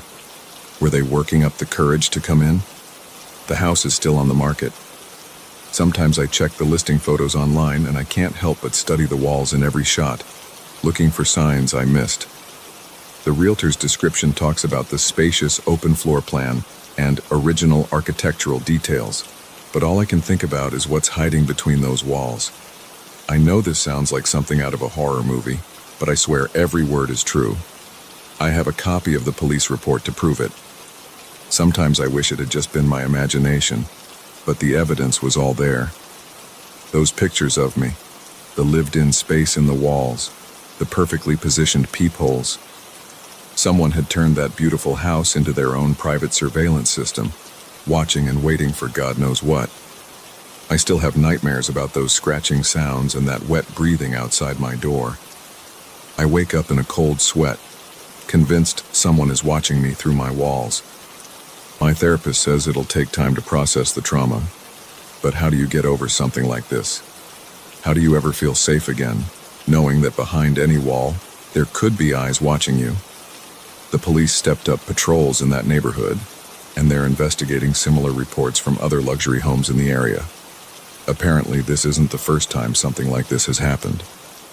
The detective told me there have been other cases of people living in walls of large houses, though usually they're just looking for a place to sleep. This was different.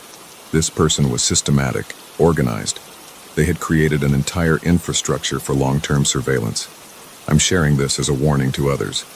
If you're house sitting, or even in your own home, and something feels off, a strange sound, an unlocked door you know you locked, don't ignore it. Don't tell yourself you're being paranoid.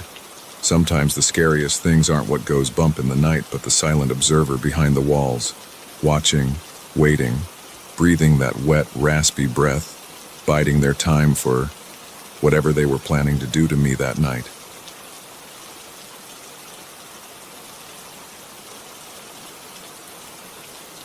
I've been trying to make sense of what happened last weekend for days now, but I still can't wrap my head around it. I need to write this down while it's fresh in my memory, even though my hands are shaking just thinking about it. Maybe someone here has experienced something similar and can help me understand what we encountered out there. My friend Mike and I are experienced hikers. We've been doing weekend trails together for about 5 years now. Nothing crazy or extreme, just regular day hikes in the Cascade Mountains. We know the area pretty well and always come prepared with proper gear, GPS, emergency supplies, the works. What happened last Saturday wasn't anything we could have prepared for, though. We'd chosen a less popular trail that branches off from the main hiking path about 6 miles in. It's more overgrown and challenging, but that's what we like. Fewer tourists, more actual hiking. The weather was perfect that morning. Crisp autumn air, slightly overcast but dry. We got an early start, hitting the trailhead around 7 a.m. The first few hours were completely normal. We made good time, taking just a few short breaks. It was around 10:30 when we reached the fork where our trail split off from the main path. That's when things started getting weird, though we didn't realize it at first. I was leading the way, pushing through some undergrowth when Mike called out from behind me. "Hey, check this out." He was looking down at the ground, and I backtracked to see what he'd found. There was a single footprint in a patch of mud, just one, perfectly formed, like someone wearing a hiking boot had stepped there. But there were no other prints around it, before or after. Just this one isolated print. We thought it was odd, but didn't worry too much. Could have been old. Could have been someone jumping from a rock. There were plenty of explanations. We kept going, but now we were both unconsciously scanning the ground as we walked. About 20 minutes later, I spotted another one. Same thing. A single, clear footprint, but completely isolated. No other marks around it. This one looked fresher, though, and it was facing the direction we were heading. Mike noticed something I hadn't. It was the exact same size and tread pattern as the first one. That's when we started paying closer attention. Over the next hour, we found 6 more prints. Each one was solitary, each one had the same tread pattern, and each one was pointing in our direction of travel. But the really unsettling part was that they seemed to be appearing in places we'd already walked past. We'd double back occasionally to check our route, and there would be prints in spots we were absolutely certain had been empty minutes before. The pattern started getting more obvious and more impossible. We'd see a print, walk another 100 yards, and find another one. But when we looked back, the first print would be gone like it had never been there. The ground wasn't wet enough for prints to just disappear like that. We started marking the locations with small piles of stones, thinking maybe we were just confused about where we'd seen them. But no, prints would vanish and appear somewhere new, always behind us, always pointing the way we were going. Around noon, the whole thing shifted from weird to terrifying. We'd stopped for lunch, sitting on some fallen logs, when Mike suddenly went quiet mid-sentence. He was staring past me, his face gone pale. About 15 feet behind where we were sitting was a fresh print. While we watched, and I swear on everything I hold dear this is true, another print just appeared in the dirt. No sound, no movement. Just suddenly there was a print where there hadn't been one before, and it was bigger than the previous ones. We didn't even discuss it, we just grabbed our packs and started moving fast. Not quite running, but close. Every few minutes we'd look back, and every time there would be a new print behind us bigger than the last. The distance between us and the prints started shrinking. First they were appearing 50 feet behind us, then 30, then 20. The real breaking point came when we heard it. We'd been moving for maybe an hour trying to make our way back to the main trail, when there was this sound, like footsteps, but wrong somehow. Too heavy, too spaced out, and they seemed to be coming from multiple directions at once. We broke into a full run then. I'm not proud of it, but panic had completely taken over. We weren't even trying to navigate properly anymore, just running downhill, hoping we'd hit the main trail eventually. The prints kept appearing, now just feet behind us, and they were huge, easily twice the size of my boot. Then I slipped. It had started to drizzle, making the ground treacherous, and my feet just went out from under me. I went down hard, skinning my palms on the rocks. Mike helped me up, and that's when we saw it. There was a print right next to where I'd fallen, but this one was different. It was my print from my boot, perfectly preserved in the mud, except it was pointing in the opposite direction, away from the trail, into the densest part of the forest. And it wasn't a print I'd just made. It was like someone wearing my exact boots had walked away from where I fell, even though I'd never moved in that direction. We made it back to the main trail somehow. The prints stopped appearing once we reached it, and we practically ran the 6 miles back to our car. We didn't talk much on the drive home. What was there to say? I've been back through our photos from the hike. We took several early on before things got strange. The prints don't show up in any of them, even in shots where I specifically remember seeing them when we took the picture. Mike won't talk about it now. He's deleted all his photos from that day and says he's done with hiking for a while. I keep checking my hiking boots, comparing them to the photos I took of those first few prints. The tread pattern isn't the same anymore. I know that sounds impossible. They're the same boots. I haven't bought new ones. But the pattern is different now. And sometimes when I get home from work, I find single muddy footprints on my front porch. Just one at a time, always in different spots, always pointing toward my door, always with the tread pattern from that day on the trail. I don't know what followed us that day. I don't know if it's still following us now, but I know what I saw, and I know those prints were real. I just hope writing this down will help me process it somehow, because I haven't had a full night's sleep since it happened. Every time I close my eyes, I see that last print, my own boot print, pointing away into the forest, like some other version of me walked away into those woods and never came back.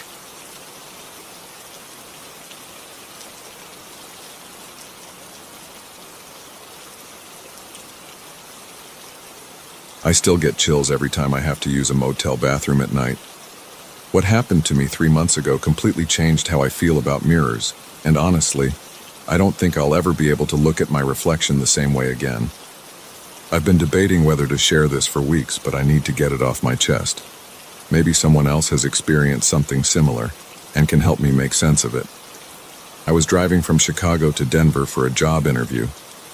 I'd been on the road for about 14 hours and it was getting close to midnight. My eyes were starting to feel heavy and I knew I needed to stop. I was somewhere in western Nebraska, on one of those endless stretches of I-80 where the towns are few and far between. The rain wasn't helping either. It had been drizzling steadily for the past couple hours, making the road slick and visibility poor. When I saw the vacancy sign of the Pine Grove Motel glowing dimly through the rain, I didn't think twice. It was one of those typical roadside motels, single-story, maybe 20 rooms tops, with a small office at one end. The kind of place that probably hadn't been renovated since the 90s. The parking lot was nearly empty, just 3 other cars scattered across it. The neon sign buzzed and flickered, casting an intermittent red glow across the wet pavement. The night clerk barely looked up from his phone when I walked in. He was an older guy, probably in his 60s, with thick glasses and thinning gray hair. The office smelled like stale cigarettes and coffee. I paid cash for the room, $45 for the night. Room 115, he said, handing me an actual key with a plastic tag instead of a key card. That should have been my first clue that this place was seriously dated. The room was exactly what you'd expect for that price. Worn carpet, faded wallpaper, a bed that had seen better days, but I was too tired to care. All I wanted was a quick shower and some sleep. The bathroom was small but clean enough. Typical motel setup, toilet sink with a medicine cabinet above it and a shower tub combo with a slightly mildewed curtain. I turned on the bathroom light, one of those harsh fluorescent tubes that makes everything look sickly, and started getting ready for bed. That's when I noticed something was off with my reflection. At first, it was so subtle I thought I was just tired. You know how sometimes when you're exhausted, your depth perception gets weird? But this was different. I raised my right hand to rub my eyes, but in the mirror, my reflection raised its left hand. It was such a small thing that I actually had to do it again to make sure I wasn't imagining it. I was definitely moving my right hand, but my reflection was using its left. My heart started beating faster, but I told myself I was just overtired and seeing things. Then I noticed the delay. When I moved, my reflection would follow a split second later, like a video feed with bad lag. I leaned closer to the mirror, and my reflection did the same, but its movements were jerky, unnatural. The worst part? Its eyes didn't quite match mine. They were my eyes, but there was something wrong about them. They looked darker somehow, empty. I backed away from the mirror, and my reflection stayed put for a fraction of a second too long before following.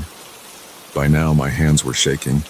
I splashed some cold water on my face, trying to wake myself up, convinced I was having some kind of exhaustion-induced hallucination. But when I looked up, my reflection wasn't splashing water on its face. It was just standing there, watching me. That's when I heard it. A whisper so faint I almost missed it over the sound of the running water. "Don't look back." The voice seemed to come from everywhere and nowhere at once. It wasn't male or female, young or old. It was just wrong. Like someone trying to remember how to speak after years of silence. I gripped the edges of the sink so hard my knuckles turned white. In the mirror, my reflection's hands were at its sides.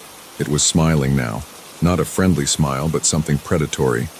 Something hungry. Its head was tilted slightly to the side like a curious animal. "Don't look back." The whisper was louder this time, more insistent. The fluorescent light flickered, and for a split second I swear my reflection's smile got wider than any human mouth should be able to. I couldn't move, couldn't breathe. My reflection raised its hand and pressed it against its side of the mirror. I watched in horror as its fingers seemed to push through, like the glass was turning to water. That's when I finally broke free from my paralysis and bolted for the door. Behind me, I heard a sound like cracking glass, followed by what I can only describe as wet footsteps. Everything in me screamed not to turn around, but you know how sometimes fear makes you do stupid things? I looked back. My reflection was standing in the bathroom doorway, but it wasn't mimicking me anymore. Its posture was all wrong, like a puppet being held up by strings. Its smile had grown impossibly wide, splitting its face almost ear to ear. But the eyes were the worst. They were completely black now, like empty holes in its face. I ran. I didn't grab my bags, my phone, or even my shoes. I just ran out of that room as fast as I could, the key still in my pocket. I sprinted across the parking lot, the rain soaking me to the bone. I didn't stop until I reached my car, fumbling with the keys as I struggled to unlock it. As I peeled out of the parking lot, I caught one last glimpse of my room in the rearview mirror. The door was still open, light spilling out into the rain. And there, standing in the doorway, was my reflection. It raised its hand in a wave, that terrible smile still splitting its face. I drove straight through the night, not stopping until the sun was high in the sky. I left all my stuff in that room, clothes, laptop, everything. I called the motel the next day from a gas station payphone, but the number was disconnected. A week later, when I had worked up the courage, I looked up the Pine Grove Motel online. According to Google Maps, there's nothing but empty fields for miles along that stretch of I-80. Sometimes, when I catch a glimpse of myself in a mirror or a window, I find myself counting the seconds between my movements and my reflections. And sometimes, just sometimes, I swear I see that smile starting to form in the mirror, and I have to look away. I know how this sounds. Trust me, I know. If someone told me this story 3 months ago, I would have thought they were making it up or had some kind of mental break. Maybe that's what happened to me. Maybe I dozed off while driving and dreamed the whole thing. But I can't explain the missing bags, or why that motel seems to have vanished into thin air. And I definitely can't explain why. Ever since that night, my reflection sometimes seems to move just a fraction of a second too late. I still have the room key. I keep it in a drawer, wrapped in an old t-shirt. Sometimes I take it out just to prove to myself that it wasn't all in my head. The plastic tag is faded, but you can still make out the number, 115. I've thought about trying to find that stretch of highway again to see if the motel is really gone. But every time I consider it, I hear that whisper in the back of my mind, "Don't look back." So I don't. I keep driving forward, and I try not to think about what might have happened if I'd stayed in that bathroom just a few seconds longer. If I'd given my reflection time to push all the way through the mirror. Sometimes, late at night when I can't sleep, I wonder if somewhere out there in some other motel bathroom there's another version of me telling this same story. Only in their version, they're the reflection, and I'm the one who stepped through the glass.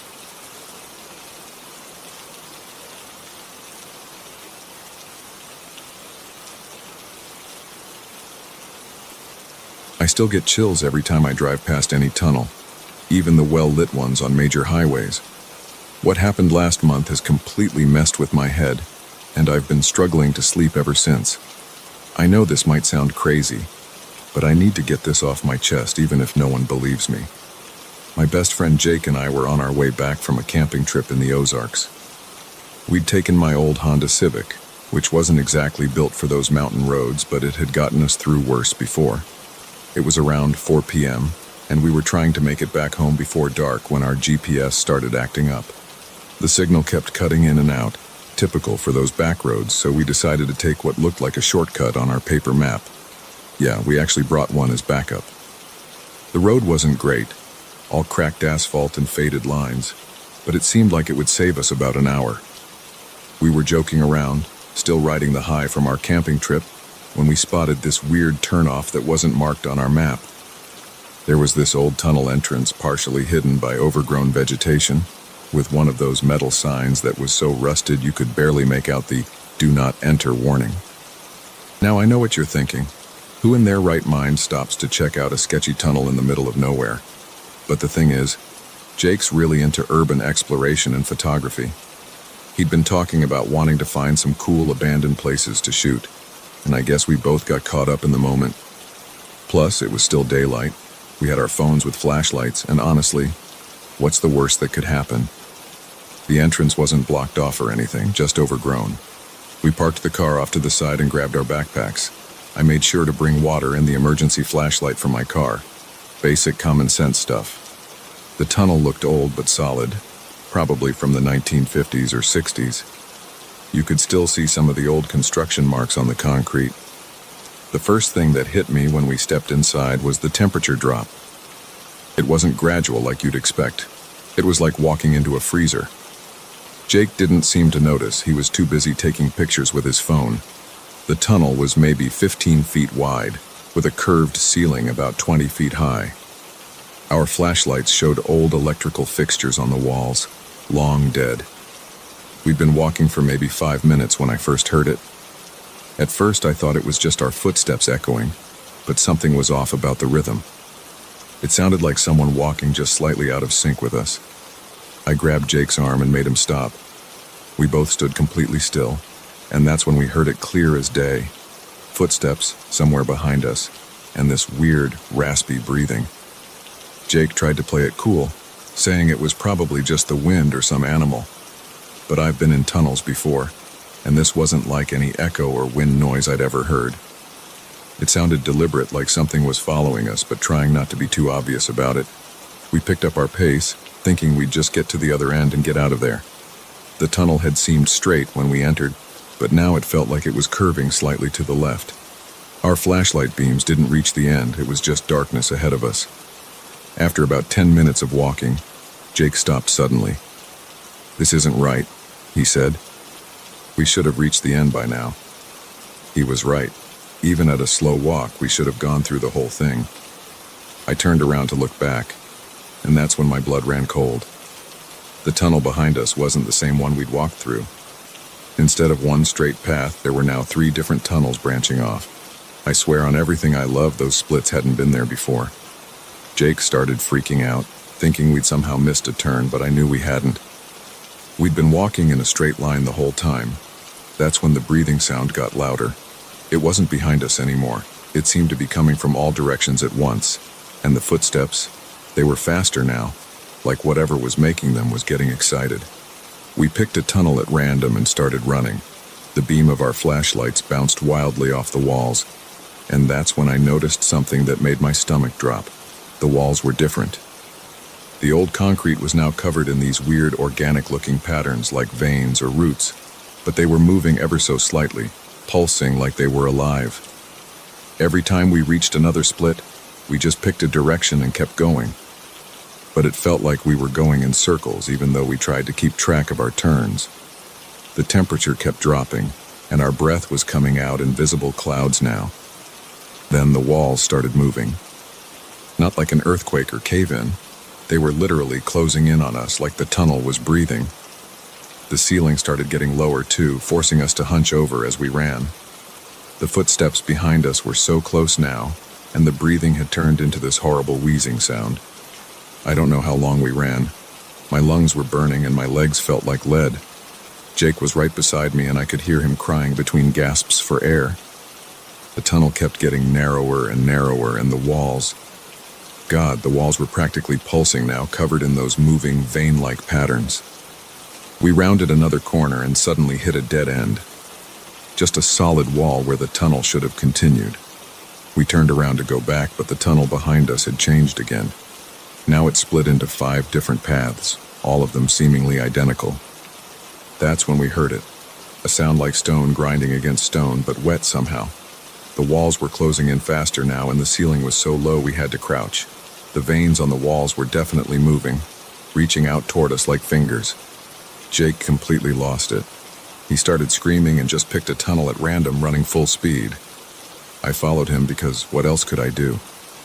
The grinding sound was getting louder, and I could feel the air getting thicker, harder to breathe. I don't remember exactly what happened next. Everything's a blur of running, screaming, and that horrible breathing sound getting closer and closer.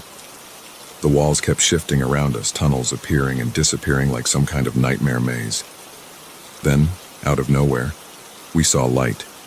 Natural light, coming from ahead of us. We ran toward it like our lives depended on it, which they probably did. The tunnel behind us was literally collapsing in on itself, and I could feel something reaching for my back, like cold, wet fingers just barely missing my shirt. We burst out into daylight, tumbling onto the ground.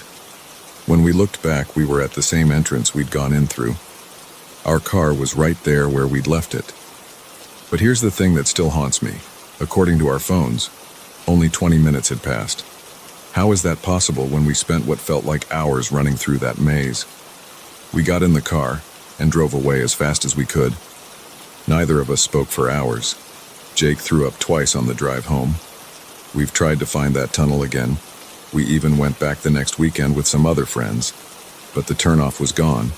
Just solid rock face where the entrance had been. I've spent weeks trying to rationalize what happened.